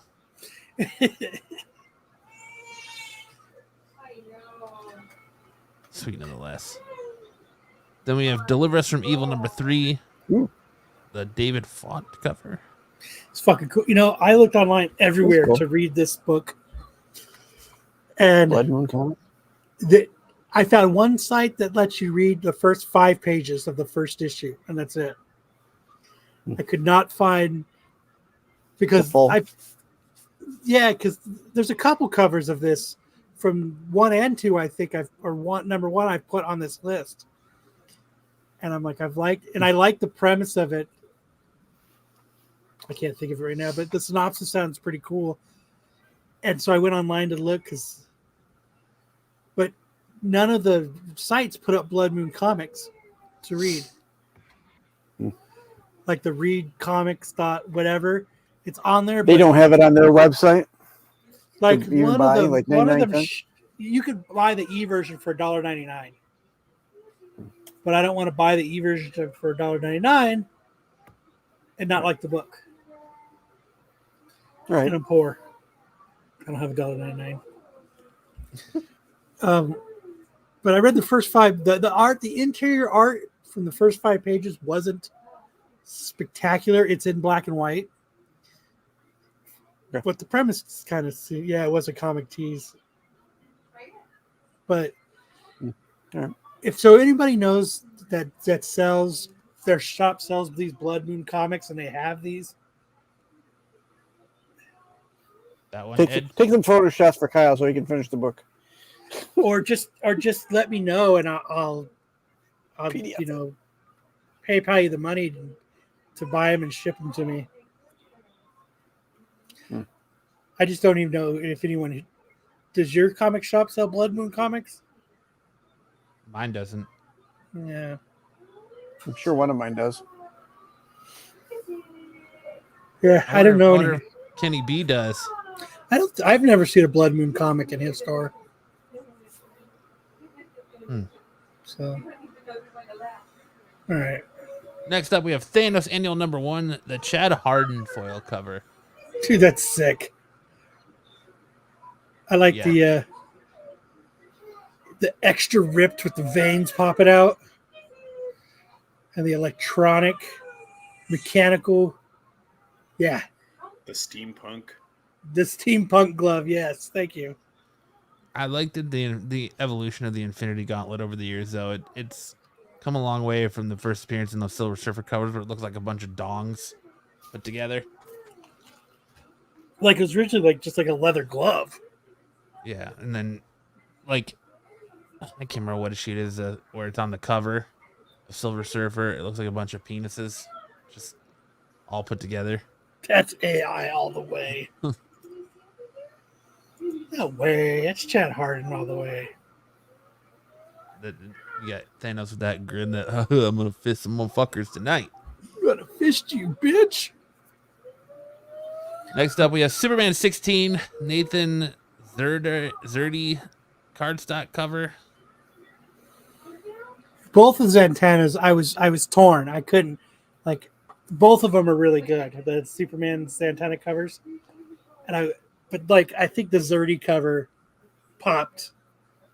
Not even like I think it just looks cooler with the skulls and her little hat with the kind of the sexy Kind of fishnets reminds on. you of like one of those old school magician posters that you'd see like slapped on the side of the wall, or yeah. I messaged you something there. Did you find it? you don't need AI to package of hot dogs Thanos has for a chin.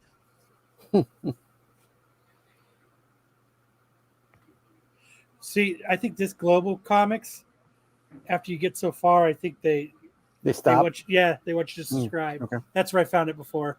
Oh, okay. After you get to page, what was it? It's like page 5. All right. You have to pay to unlock the last 18 pages.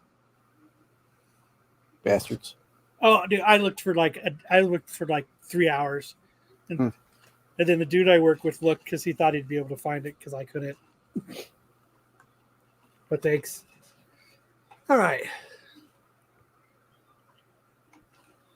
Next up, we have Daredevil Woman Without Fear, #1, the 1 in 25 Nigen variant. I was on the fence with this one. I went back and forth. Part of me doesn't like this cover, but part of me kind of does. Well, the only issue with it is like, why is one side like spiked, the other, and the other one's blunt? That one, the one that's blunt, is for cooking a pig. It's for the spit. Oh, okay, it's a spit. Okay, it's so that she's camping. Gotcha. I mean, I kind of like the Elektra version of herself coming out through the Daredevil version of herself. I think it's kind of cool. I mean, is it meant to be like a symbol of her duality here? Or, maybe. Probably, yeah. Or is Yeah. it Symbolic. Sam was coming out with a symbolic. It's symbolic. One is Braille. And next up, we have Witchblade #1, cover F, the 1 in 50 J. Scott Campbell variant. Oh man, I'm gonna have to wait for the prices to dive on this one. No one's ordering 50 copies of this. Uh I mean, if they know this is there, they might, but except for like Midtown or Graham Cracker. Matt, you're missing the bigger picture, the bigger issue. Why is her face getting cut in half? Period. Sam, stop trying to be deep, tool.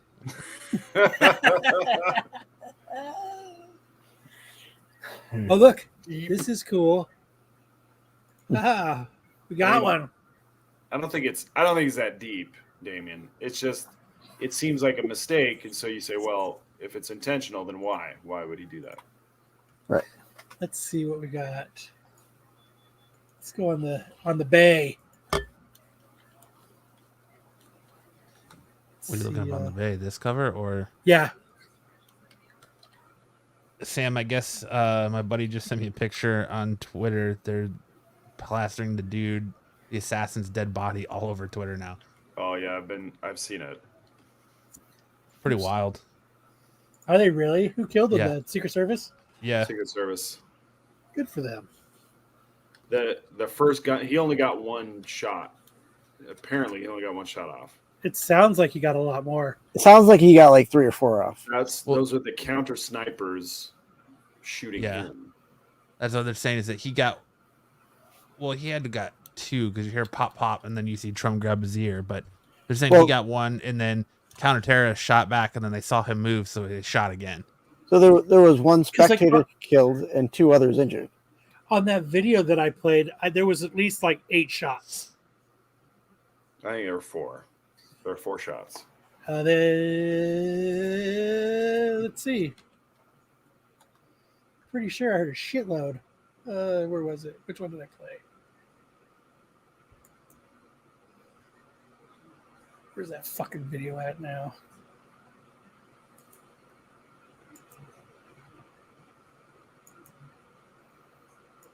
All right. This is a nice cover, though. It looks like she's got some kind of like boils on her leg. Does using the witch it's from the transformation.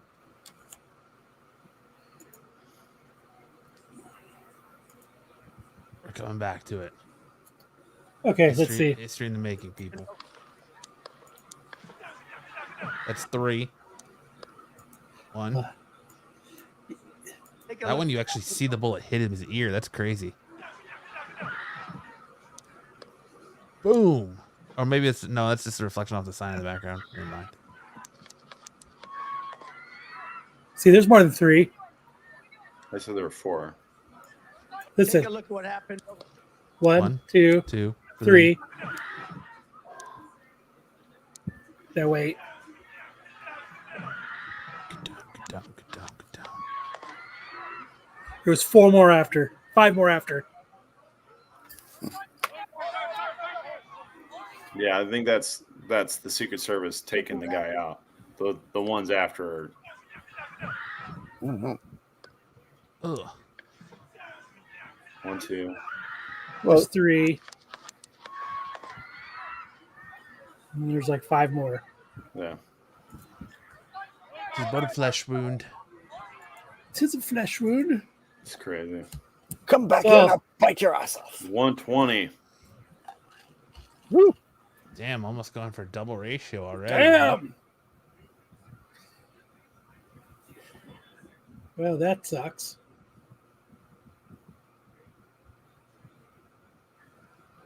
$89.90. Isn't there one for like auction? Flip it, Kyle. Let's put this up for 99 cents.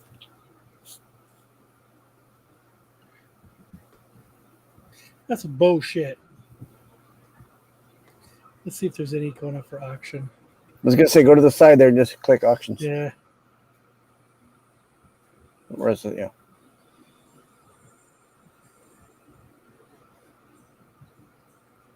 I think the answer to that question is no. Net. Fucking dicks. All day you $100. could pick up that Wolverine. Shitty Greg Miller Wolverine. Hey now. I know Joe has this cover. Jose Cano's Bullseye. Yeah. You know what bullseye they're talking about? This one right here. The Chaos Cavern. So that should be a Target exclusive. You're on fucking fire tonight. Nope, none. Motherfuckers. All right. Alex Jones. Oh. All right. Next up, we have Batman 609, the KRScomics.com Wheeljack's B version variant. This cover. Where do you get this cover, Joe?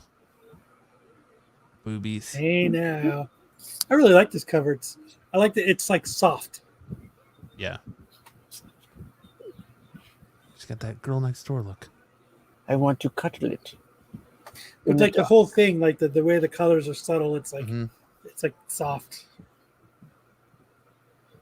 Got a gentle palette.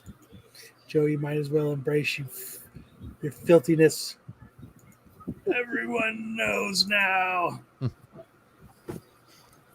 Then for our don't mind me, just ate Taco Bell cover of the day, we have Bloodborne, the Bleak Dominion Yoshaka cover. I mean, Yoshoika cover. Everybody's been in there screaming like that, and it has Yoshioka. incense burning and a candle going to cover the smell. Nah, I had this little stuff. It's called the poopery. You just spray it in the water before you dump, and it. I have that makes stuff. it smell. Do you? Just give it a little spritz for when company's over. I don't do that. It's my house. Bathroom smells like vanilla. Exactly. You embrace the filth. Yeah. But everyone's been there. You light candles and incense as you're screaming in pain from the Taco Bell. Leave me like a demon. All right. Now it rolls us into Ring the bell. Ring the bell.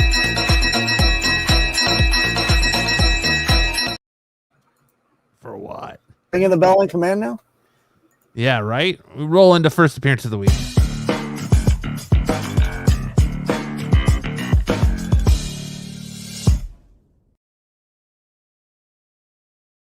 I'm gonna start doing that.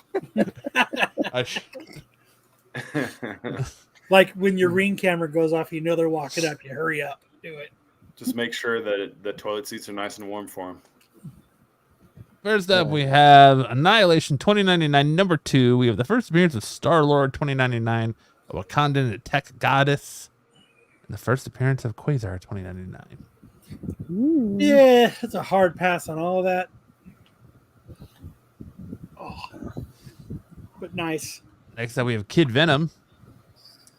First appearance of Minamoto Torimitsu and his Samurai Corpse. This is actually a book I'd recommend for you to check out, Sam. Kid It's Venom. very, because it's laid out just like a manga. It's a traditional comic book, but the paneling is all laid out like a traditional manga. Cool. Does it read backwards? No, it doesn't read backwards. It reads normal, like American, but You just made the list. it's still like the paneling is all very manga-esque. That's cool. Then we have Spider Boy, the first appearance of King Bowler. Hell yeah, that's the stupidest one yet. That's awesome. Gutter ball. Look at his laser King Bowler. pins. His laser pins. That's crazy. Dude, oh man. Yeah. Well, that's the Japanese one. I'm gonna bet on this one, and I'm gonna fucking buy like 20 of these because Gutter Ball, King Bowler is gonna be the next big thing in comics. There's going to be a local, what do you call it? A variant for your local AMF. I can't You wait get to see your how bowling many alleys? people are dressed up like gutter ball at San Diego. Or King Bowler. Or King, or King Yeah. Bowler. Big round bowling ball helmet with a barrel for a chest. Pin Bowling arms. pin for his legs. Pin feet. Yeah. His And whatever that his, skirt is. The skirt is from the ball return, and his chest is made out of the wood The paneling alley. of the lane. Yeah. What's the left thing that's the right where it's like that little arm thing is? I guess it'd be his right hand. Well, his head is built like a ball return, right? It's like a lever. I don't know. It's crazy. I don't know, but he looks Right here. like a bowling alley come to life. Your other right. Oh, right here. Yeah. So that's the ball return. Yeah. So that's like the little mechanism the ball comes out of once it comes out of the ball No. return. No. It's the mechanism that picks the pins up. Okay, gotcha. This one Between- is, yeah. This That one's the is- mechanism that No. sets the pins. This Yeah. whole not the I know like this whole it's like lever. Is that the whole thing? Is the ball return Yeah. down? Right here. That Yeah, that connects into here. So that's like the ball return. So it's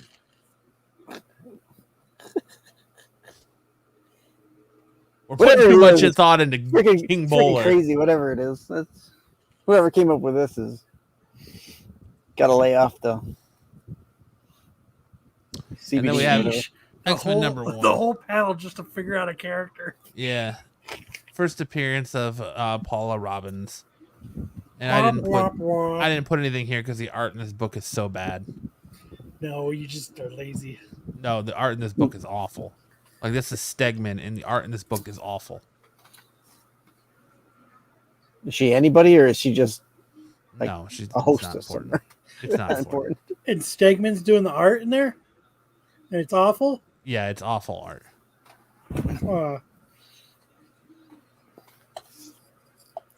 That's hard to believe, Too much man. time That on Old sucks. Spider Boy says a lot about Matt. Next up, we're handed off to Kyle for Hotter Iced Where are they now? Hold on a second.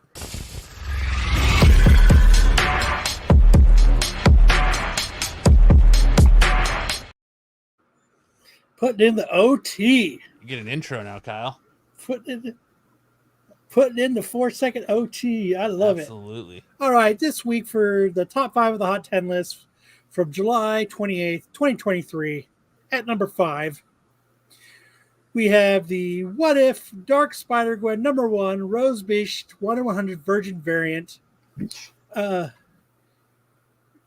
Stein says $175. I've said it before that I appreciate artists, even if I don't like the art. I'm just trying to understand Gwen's 4-inch waist. This is a pretty cool cover. I do like this cover, and this is one I was actually looking at when I was going through everything. Like, I actually bid on a couple. So a year ago, it was about 120 or 175. What do you think it's done now? I think it's probably going down. I think it's back to ratio. 1 or 100. I would say it falls under ratio. Yeah. Sam? I'm gonna say that it is 125. 125. Just over. Ed's saying 85. So let's see what they're going for. Down like granny boobies. So we got a couple people that's got them up for like 115, 175, but like this is where the bidding comes in. Look at that, $27 on 20 bids. Bucks. $44. Yeah, $44 on 21 bids. $38 on 10 bids. Hell yeah, people are getting steals. Damn. Buy low, sell high. Right? Yeah. We got 40 total recorded sales. Highest known on this was a CGC 9.8 on December 8th, 2023 for $300. We had a near mint raw sell for $42 on 7/11 of 24. A no grade sell for $30 on 5/8 of 24. And then we have there is Joe. We have not had any other CGC 9.8 sales. There is a trade dress version of it, but it kind of messes it up. That's one of the covers that the trade dress kind of messes up. I like the Virgin. At number 4, we have the Amazing Spider-Man, number 29, the Lionel Francis Yu SDCC panel variant. Stein said $100 to $150. I'm confused how Miles is up there with no webbing. And how did they get that high above the city? Did they jump out of a plane? They are pretty high up there. That is a good observation. So these were going for the 100, 150. What do you think they're doing now? I mean, SDCC panel variant. I think it went up. It's got to gone up. I know. Yeah, I think it's about the same, but I don't know. Like, what's the print run on this? Nobody knows. I don't think. At a panel? Yeah. Probably no more than 200. You know, maybe like 500. Right. I don't know. I think it's gone down. Depends on the size of the room, I guess. Not a Hall H panel, so. Sammy? I think it looks pretty good. It is kind of weird that they're up so high, but yeah, Peter looks like he's about to punch him in the dong. Yeah, it does. He's about to dick punch him. Yeah, every time my name. I think it's going to be a cool composition. There's just little details that pop out that make it a weird composition. Yeah, I'm going to say down. I'm going to say $80. Even that high up, what is Spidey attaching this web to? To a helicopter. Yeah. That's Set fair. your liberties. And he's that way. dragging Miles along by the dick.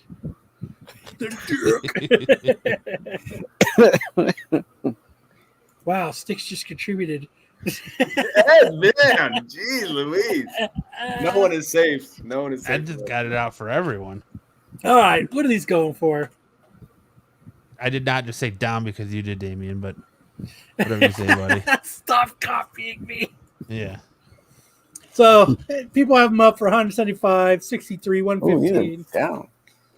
June 2nd, one was sold for 65. There was a 9.6 that sold for $46. Oh, At a jeez. 9.8 that sold for $79. Good lord, man. Yeah. We have 22 total recorded sales. Highest known value was a raw on July 22nd, 2023 for $170. You had a no grade sell for 65 on 6/2 of 24, and then you had a 9.6 sell for 46 on 5/20 of 24. Yeah, that's crazy. All right. I still love this cover. At number 3, we've got Daredevil, number 11 from 2016. Was a $5 to $10 book. Now it's $30. This Muse character looks super creepy, and this cover is crazy. I'd bet this one can be found in back issue bins. Good luck digging. What do you guys think? I think this has gone down. The hype on this has kind of died off, it feels like. So I think this is going down. Okay, going to bed just in case I forgot to say it to you. And your bell sucks, Kyle.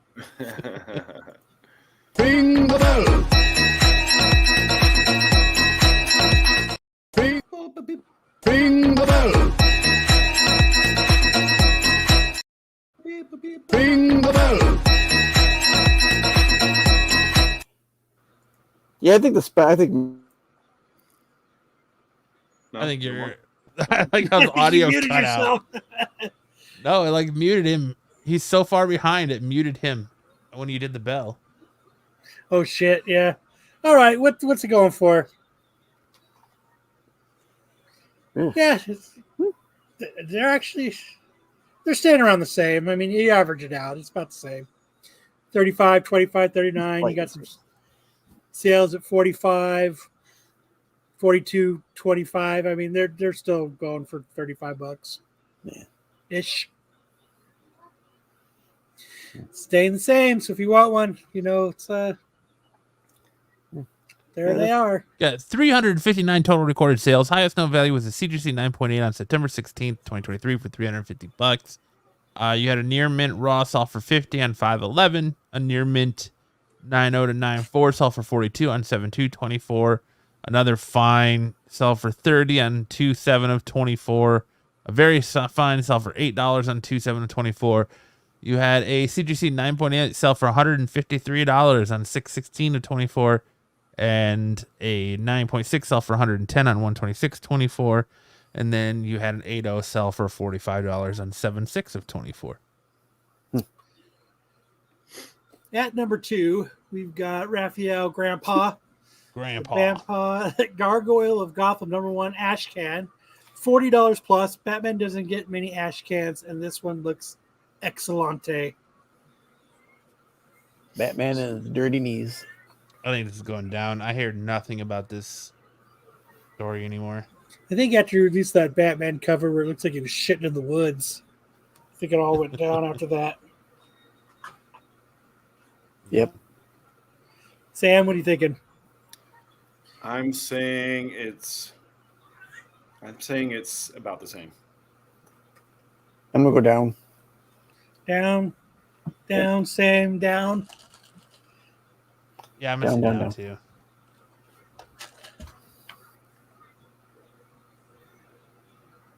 Click. Well, I was waiting for some of the chat to chime in, but fuck it. We got a couple up for $20. They're going for about $20. They're averaging out to about $20. Yeah. 15 with Yeah, the best offer, which means it went less. 29 with the best. Yeah, 29. So I'm assuming 25. Yeah, we can say 20. $20 on an average. $20 is a good average. Yeah. People aren't really looking for them that much. No. Fucking Tyson. 218 total recorded sales. What? Highest known value is a CGC 9.8 on January 21st, 2024 for $111. Oh, Steam Girl's back, huh? Near mint 9.0 to 9.4. Sold for $10 on 4/2/24. A near mint 9.6 to 10.0 sold for 55 on 9.14, 23. No grade sold for $1 on 7.7 of 24. Then you had a raw 9.8. $1. That's the high sale on 121.24, and that's it for that book. At number 1 this week, we have the Save Now number 2 SDCC exclusive. Stein said $200. I know we have went over the Literal. I pulled a map for Bad Idea Time, and again, yet here they are, still chugging along. I'm only giving them props today for putting out a quality product and trying to be creative. So I think this is the one that you got at the tiki party. Yeah. Ooh. So Down. Oh, this has got to have fallen way off. I'm gonna go against the grain. I'm gonna say 250 because I did not peek at the slides ahead of time. It was a Tiki Party exclusive. That's why it was 200 at the time. Well, what happens with these Bad Idea books is they're hot and then they crash and burn. Yeah. It says down like my prom date. Yeah, there's absolutely no market for these books. Like Kyle said, they crash. Yeah. Well, yeah, it's not a series that's still going, right? Is it? They dropped faster than panties at a Justin Timberlake concert. Woo! Hey now. Oh, Timberlake. As you can see, $80. Yeah, $30 on a sale. yeah, the last sale was $27. Jeez. That was July 8th. And he took a best offer on he was asking 45 for. Oof. Yeah, he knocked 40% off the price just to get the motherfucker sold. Yikes! Get this out of my house. Tired of looking at this cover. Yeah, there's 8 total recorded sales. Highest known was a raw on July 22nd, 2023, sold for $300.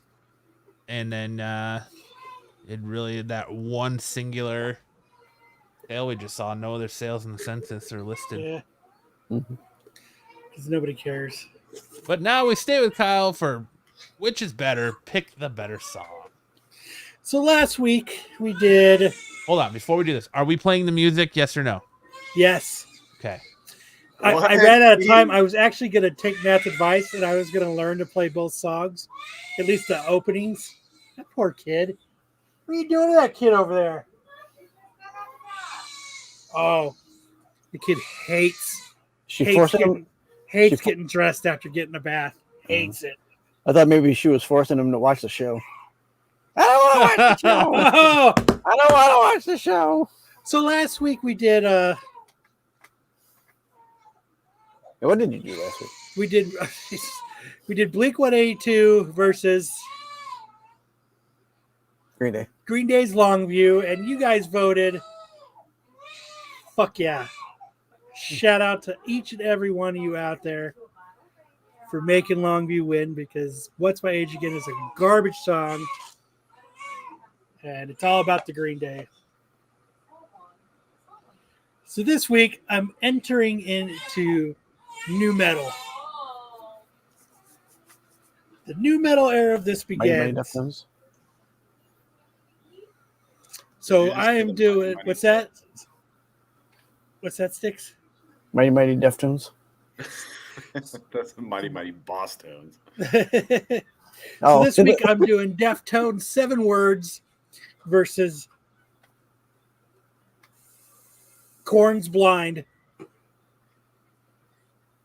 That's a one. That's a toughie. We can play half a second from each of them. Let's cue up.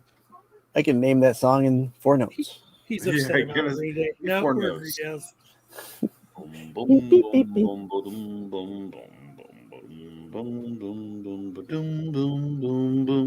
Cool bass line.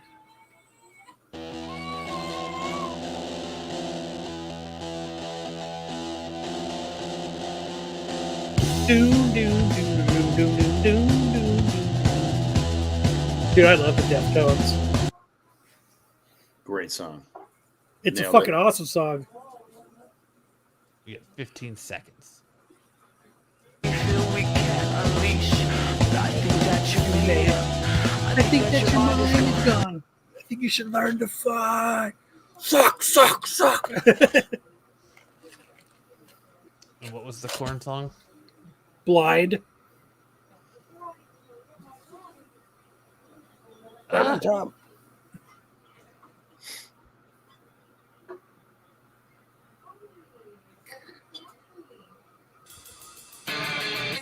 It's corn all the way.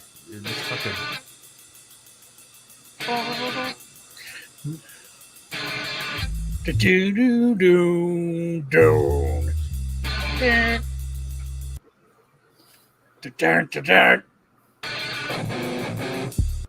Good call, Kyle. Are you ready?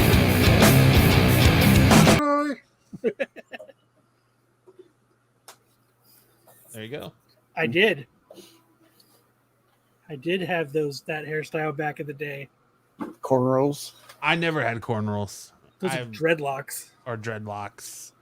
Never had that. No, sir. Somewhere there's a picture of me with some. Let me see if I can find it real quick. No, here we go. So there you go. I mean, I'm a big Corn fan, but Deftones have always they're just the fucking shit.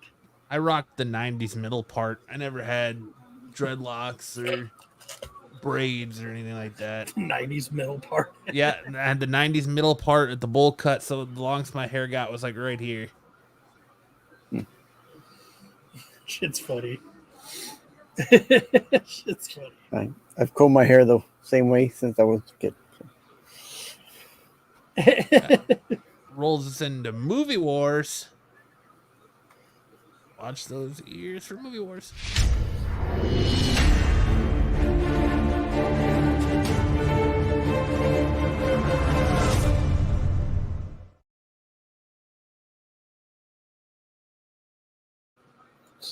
So as you know, this week or this month, I am doing Steven Spielberg movies, and last week I did Jurassic Park versus was it Raiders of the Lost Ark?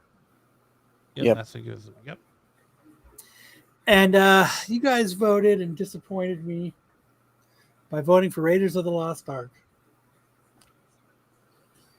So this week, I guess I'm Kick doing Jurassic Park's ass back to the Stone Age, son. Right to the Jurassic Age. Yep. So this week, I'm doing E.T. versus Raiders of the Lost Ark. Oh, it's probably gonna be E.T. Well, you think so? Elliot. You think so? Here, I Mom, think so, we'll yeah. check it out. No, it'll probably be Raiders. I'm gonna vote for E.T. though. Yeah, anytime you watch ET and you see him almost dead in the ditch there, not a dry eye in the house. Not a dry eye in the house.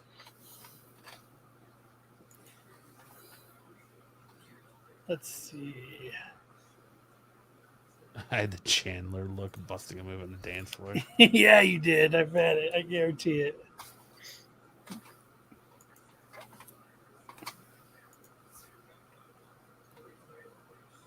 What are we looking? What you looking at?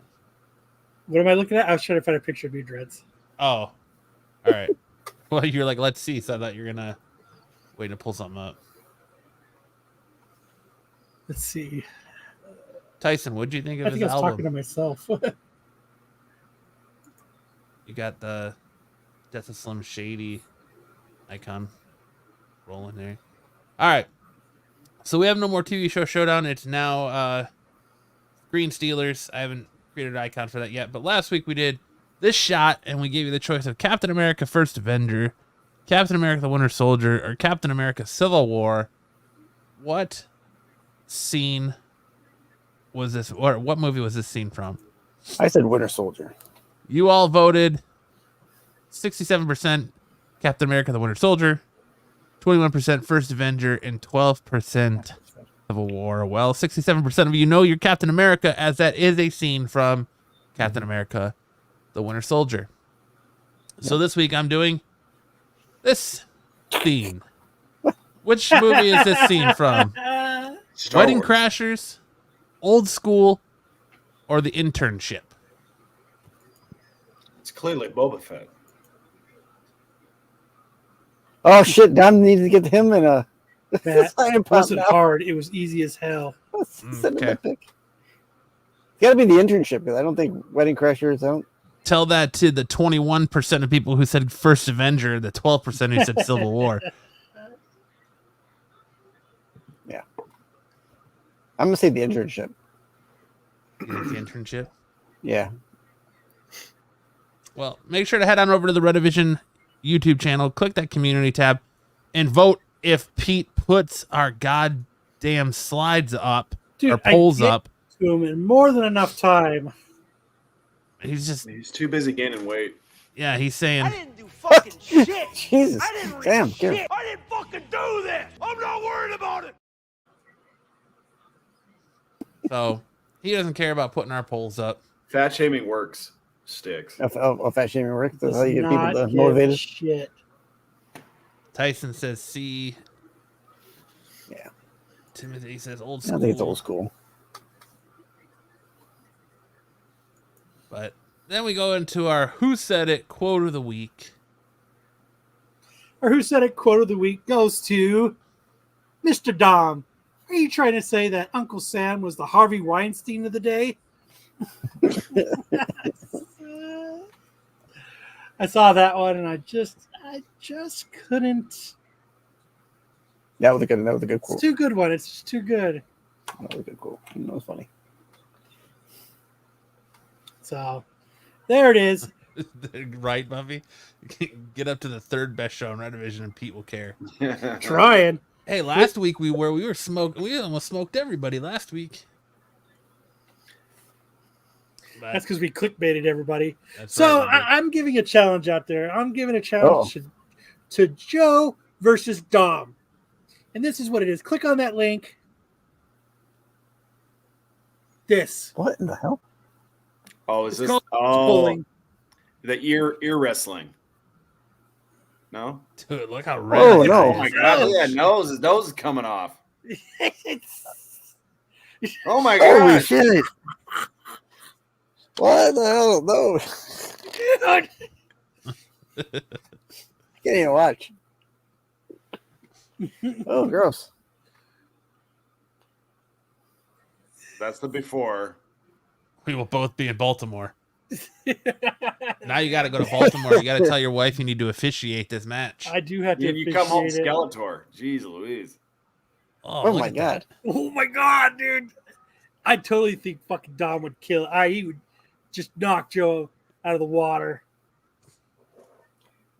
What's the other that. guy look Kyle like? throwing down the gauntlet. Kyle's money's on Joe. Or on Dom. My money's on Dom. Wait, is there another guy, or is he just doing this by himself? There's another guy on the other side behind him. Why The would? other guy Yeah, is it's a bedpost. it's like a It's like a rubber bedpost. band or something, and they're stretching against each other. That's Because I have sent Dom to deal with Marco. You're just mad because he keeps showing pictures of you from Motor City Con following him around. I used to think that the face slapping competitions were bad. This is better than that. Joe Dude, says, that's- yeah, I'm okay losing that. I'm out. Oh man. I yield. Great, but that's my I challenge you of the week. Up next, we have guess the IG post that Dom liked. Hold on a minute. Right, this just a scotch here while we play our new intro for the Dom game. We got a new intro. We do. We have an intro for the Dom game. If I can find it, there it is.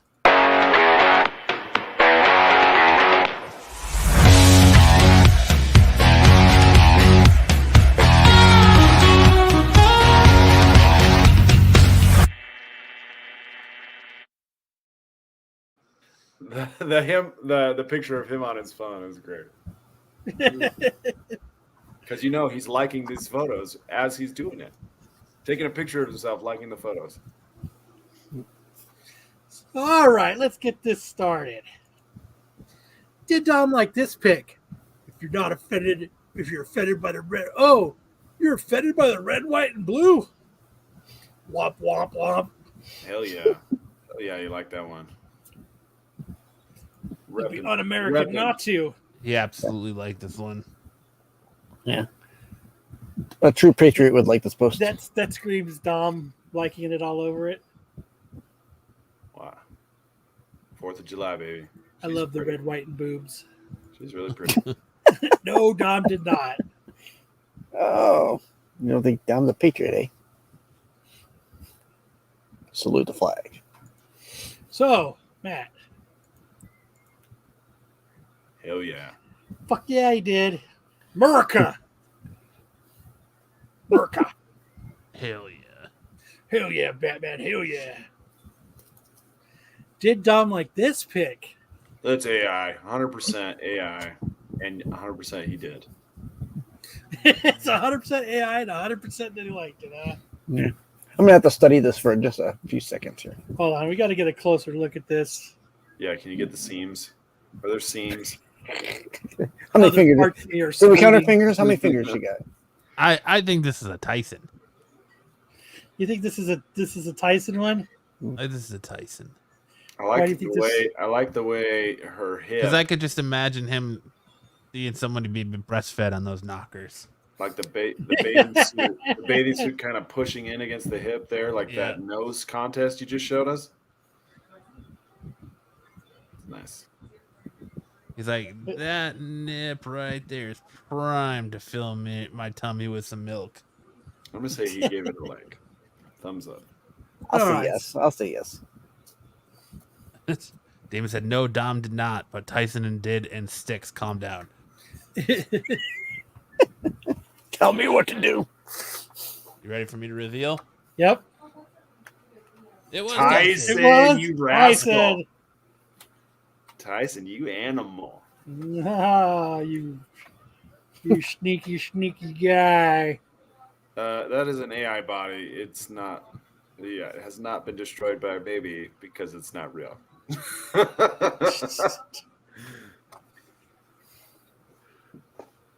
All right, now next one.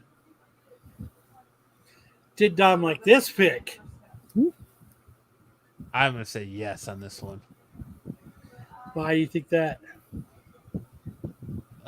Just big booty. She's got them pants that ride up. Big booty Judy. Little goth, little mysterious. Oh, but hey, you know what? This is 2-for-1 boobies, right? Because she got the tattoo on her arm. It's 2-for-1. That's what it's Joe's like saying. Nesting doll of smut.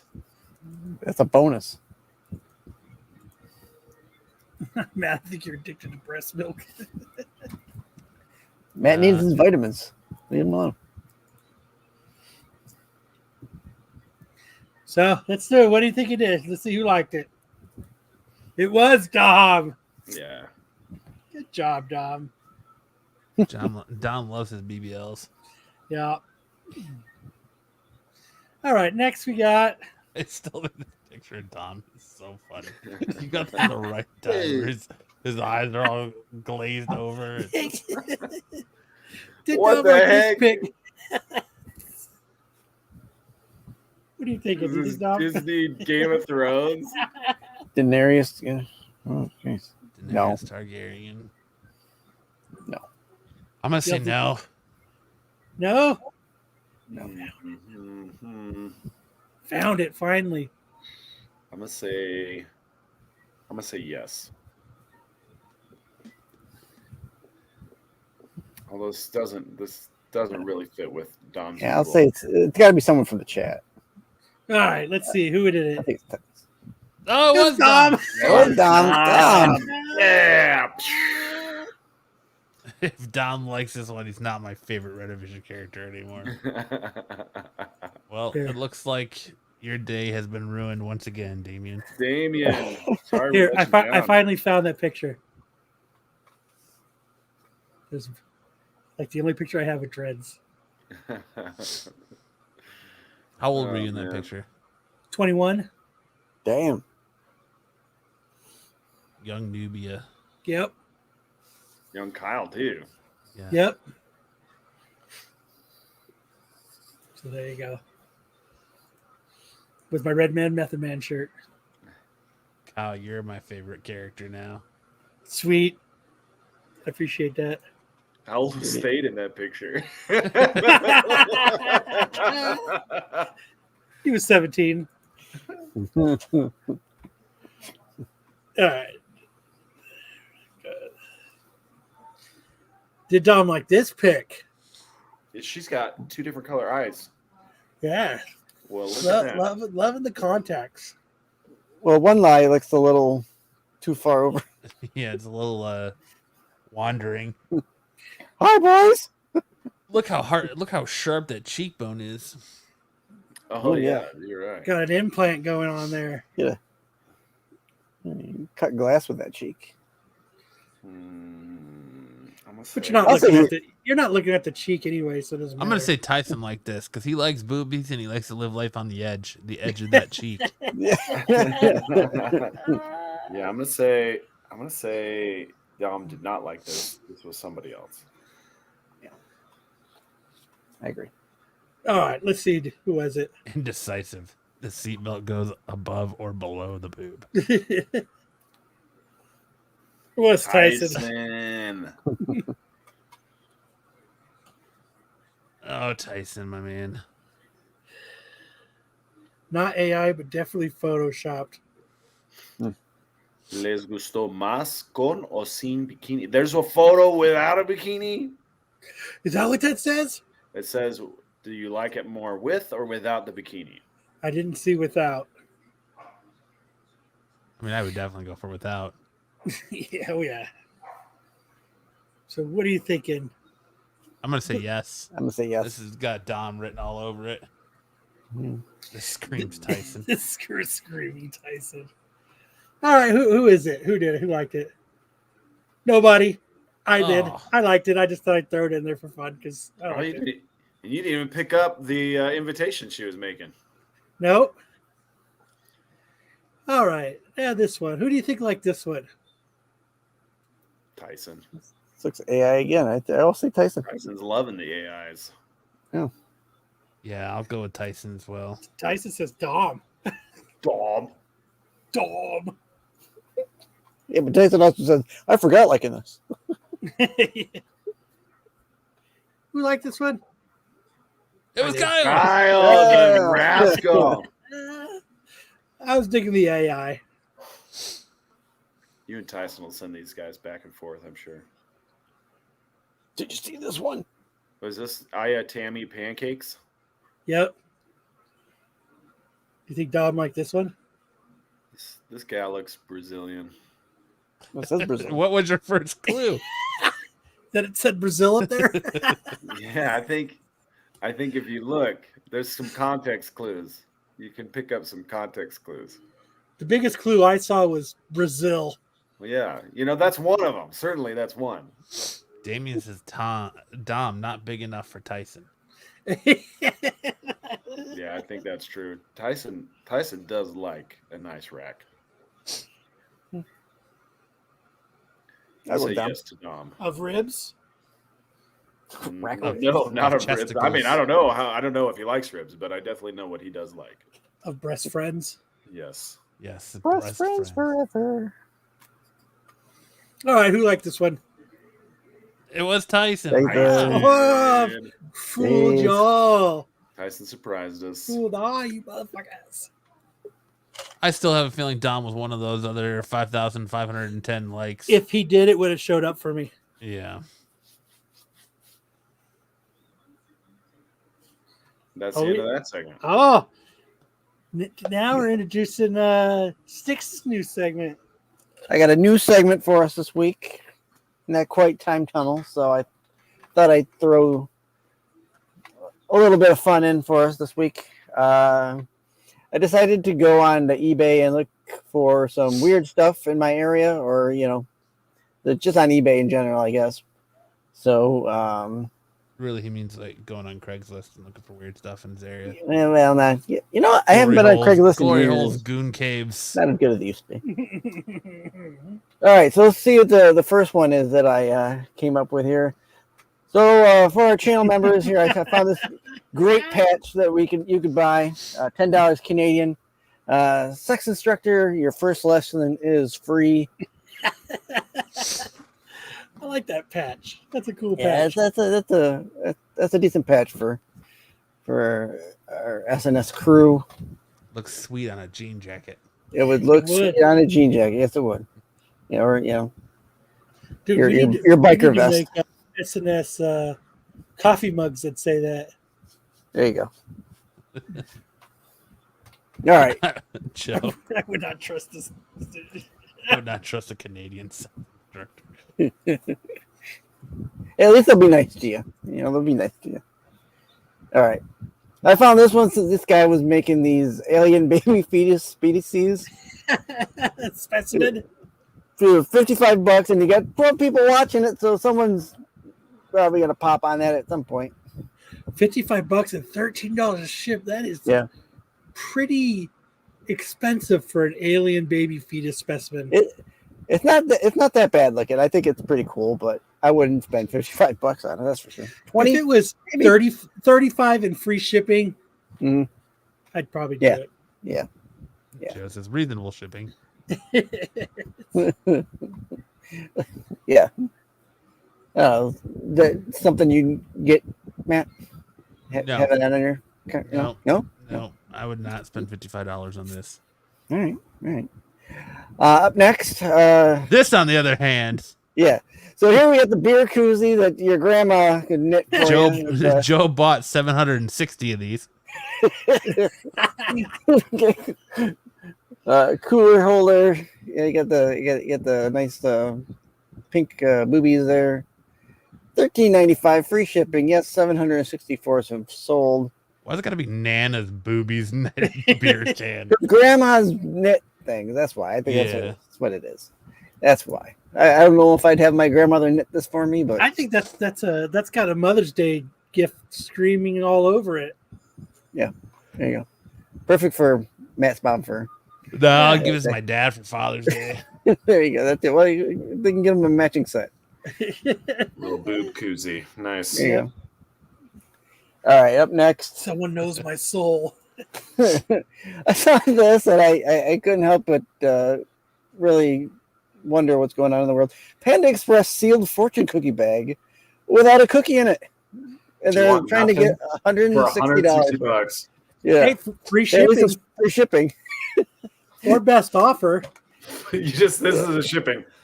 Float over there. Yeah.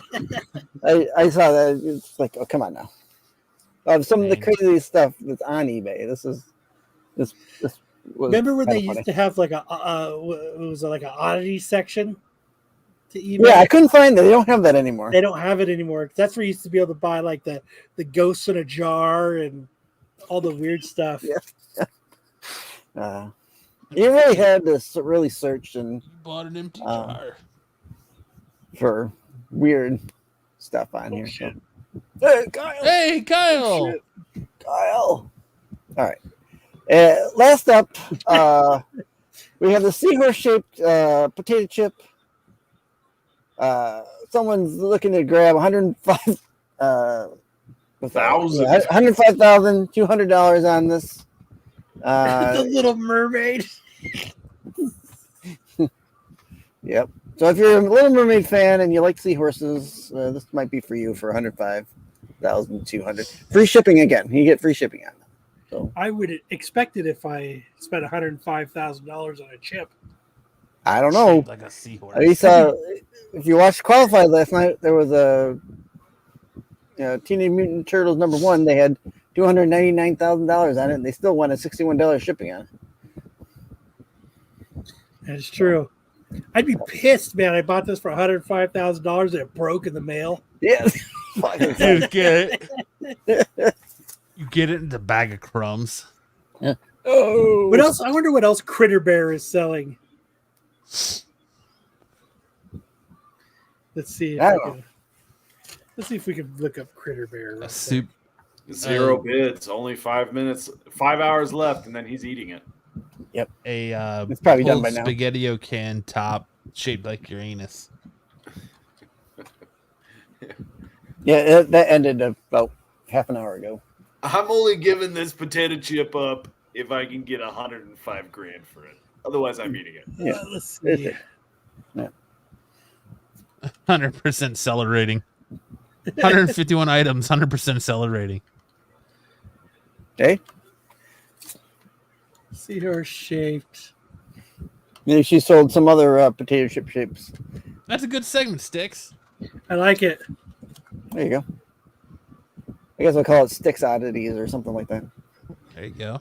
Well, it's about time we got another segment since we hit the peak with the telepathy post on Craigslist. Nobody's asking how's he preserving the chip. Because he's gonna eat this chip. Formaldehyde. He's gonna put it in resin and ship it to you. Yeah. Box. Fuck. I don't want a crusty chip. Even Tyson said, "Great segment, Sticks." Thank you. Yeah, he nailed it, dude. I was like, that's why I had messaged you earlier, and I was like, hell yeah. I figured do something different. I like it. That's for watching, folks.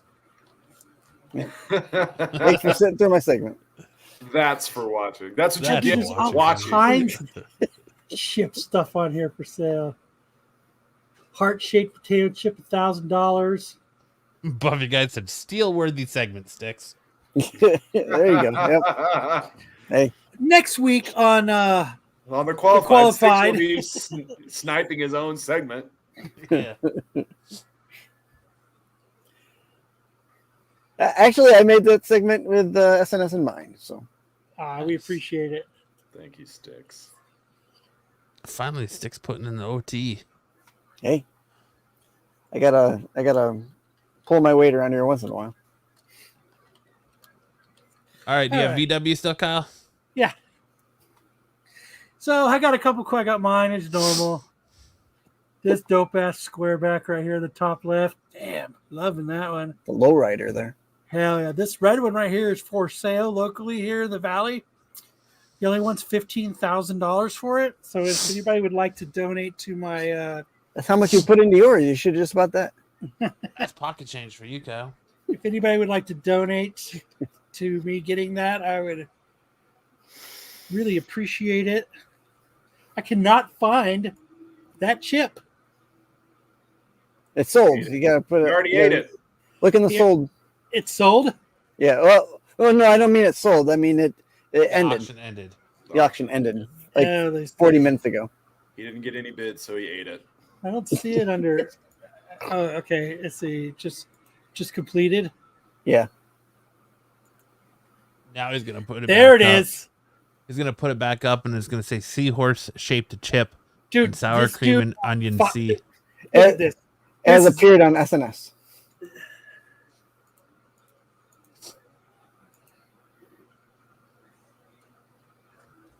I think someone's a scammer. Oh. Well, they've probably relisted it a couple times. That's what it is. Oh, July 13th. Yeah, July 6th, June 29th. Look, Yeah. he's lowering his price though. Well, Look, he wanted 119,000 for it originally. woo. Let's see.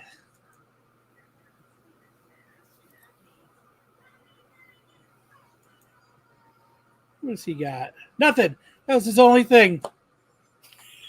He put all his eggs in one basket. I gotta sell this goddamn chip. Someone out there like my chip. That's He's it. just waiting for the right person to see it. I guess so. Maybe Aquaman will buy it. You know how he loves fish. Oh, that's why. That explains it. He's from Wilkes-Barre. Wilkes-Barre. Oh, that's not, yeah, Wilkes-Barre. that's not too far from me. They were one of my favorite cities on patrol. Yeah, Wilkes-Barre isn't too far from me. Right across the border. But yeah, this bus is also for sale for like That's a nice It's like bus. 63,000. I like the added little seat there with the table that drops down. The surfboard table, yeah. Cool. But yes, if anybody would like to donate to my GoFundMe to get this, I would just let me know. Like I said, he only wants 15, and you see how it's got the Coca-Cola old school thing on the rack? That comes with it. That comes with the sale. Nice. So okay. Just if you guys would like to make large donations to it, I'd appreciate it. Well, if you can get one person to give you $1 a week for 15,000 weeks. Or an upgrade. Why don't you sell a potato chip for $115,000? Because I do not have a Little Mermaid horse head. It doesn't have to be shaped like a mermaid. It can be shaped like anything. Get one that's shaped like your good Java shirt. There was one a long time ago where the guy or girl sold it. She said it looked like Abraham Lincoln. Sell one that looks like Thade. So find a chip that looks like himself. I'm going to try to find one that looks like Jesus. Who's Thade? Sell a Pringle that looks like a saddle. A saddle? Where's Thade? For the horse? Saddle-shaped Pringle, $115,000. I'll even go low. I'll just go 15, the exact price that I need.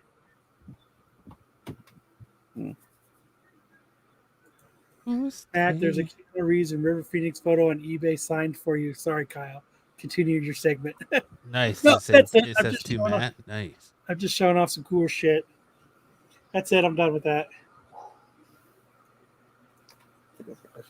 All right. And it's time for our last segment of the show where everybody usually bails. It's time for Missed Connections.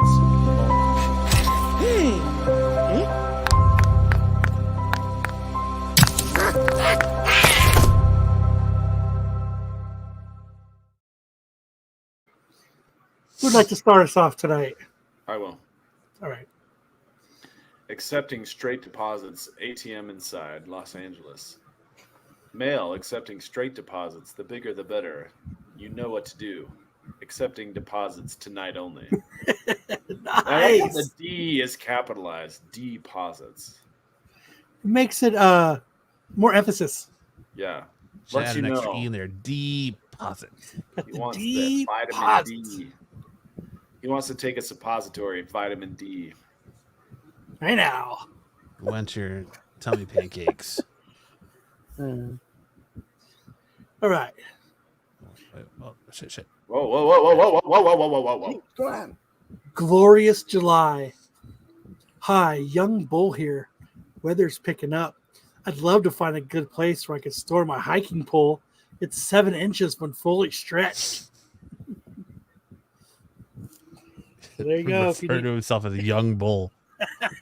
His hiking pole's only 7 inches? Yikes. What if Nancy comes out of the and what if I just come out of the shower and Nancy sees me and she's like, I had the old bull and now I want the young calf. She sees, let's just beat a sweat going from my chest pubes down to my ball fro. Must be Peter Dinklage. Dinklage. Things as soft as marshmallows. I'm trying to find a couple of items that are soft and big. Soft as a bag of marshmallows. Their shapes are round like fruit, and their size is most often referenced by 1 or 2 letters and not a single digit number. Okay. Well, I don't know Hey now. around the bush. Hey now. What I don't know why could he's he be talking in about? code. I want big soft titties, and he's like, things as soft as a bag of marshmallows. Interesting. Not single digit numbers. Double D. Double G. It's not exactly poetry. Triple G's.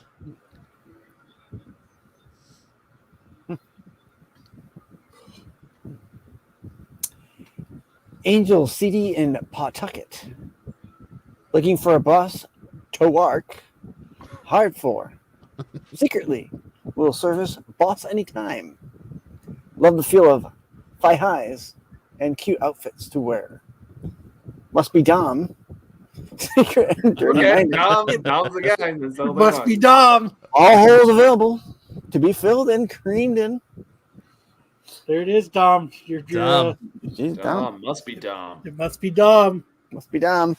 She definitely watches the qualified. Oh yeah. Well, Dom is qualified. Looking to eat a peach.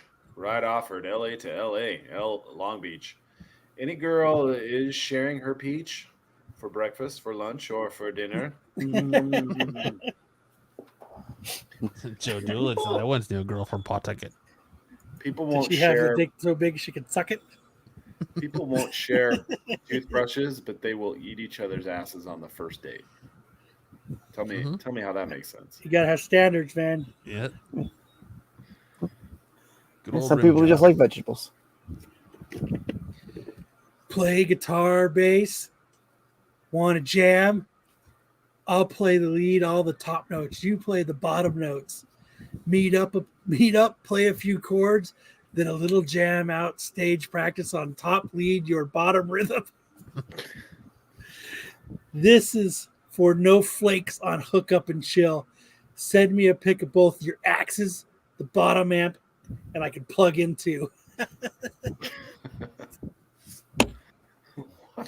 Like this metaphor, only it has limits, you know? It has limits.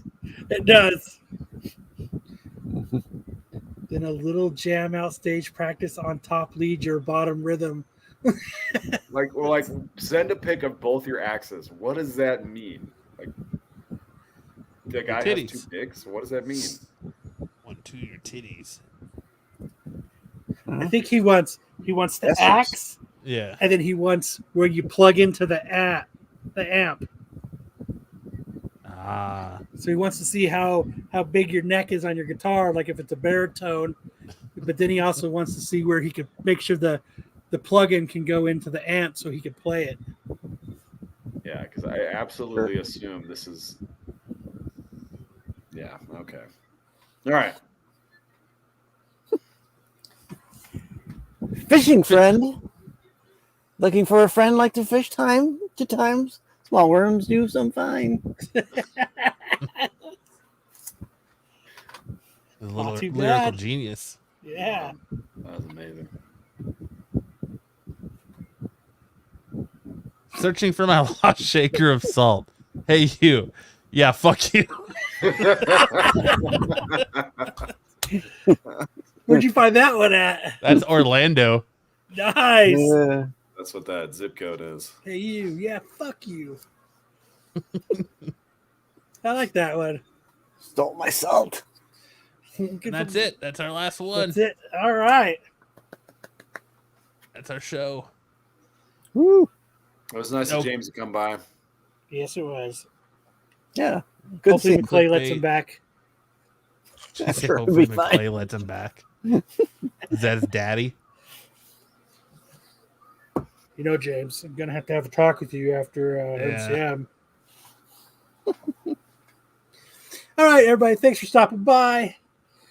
Another fun time on Saturday night. Remember to check out the Star Wars show tomorrow. Make sure to check out Pete's shorts. I'm sure he saw something we did tonight, and he'll make a video about it. Make sure to check out Tack on Wednesday. Make sure on Friday to check out the CBSI Hot 10, which leads into Sticks and the Boys on the Qualified, which means it's after that. It means it's Saturday night again. Yeah, come right back here. Come right back here and just plant your glory holes. So on that note, just remember, if you're blind, how do you know you finished wiping? Have a good night.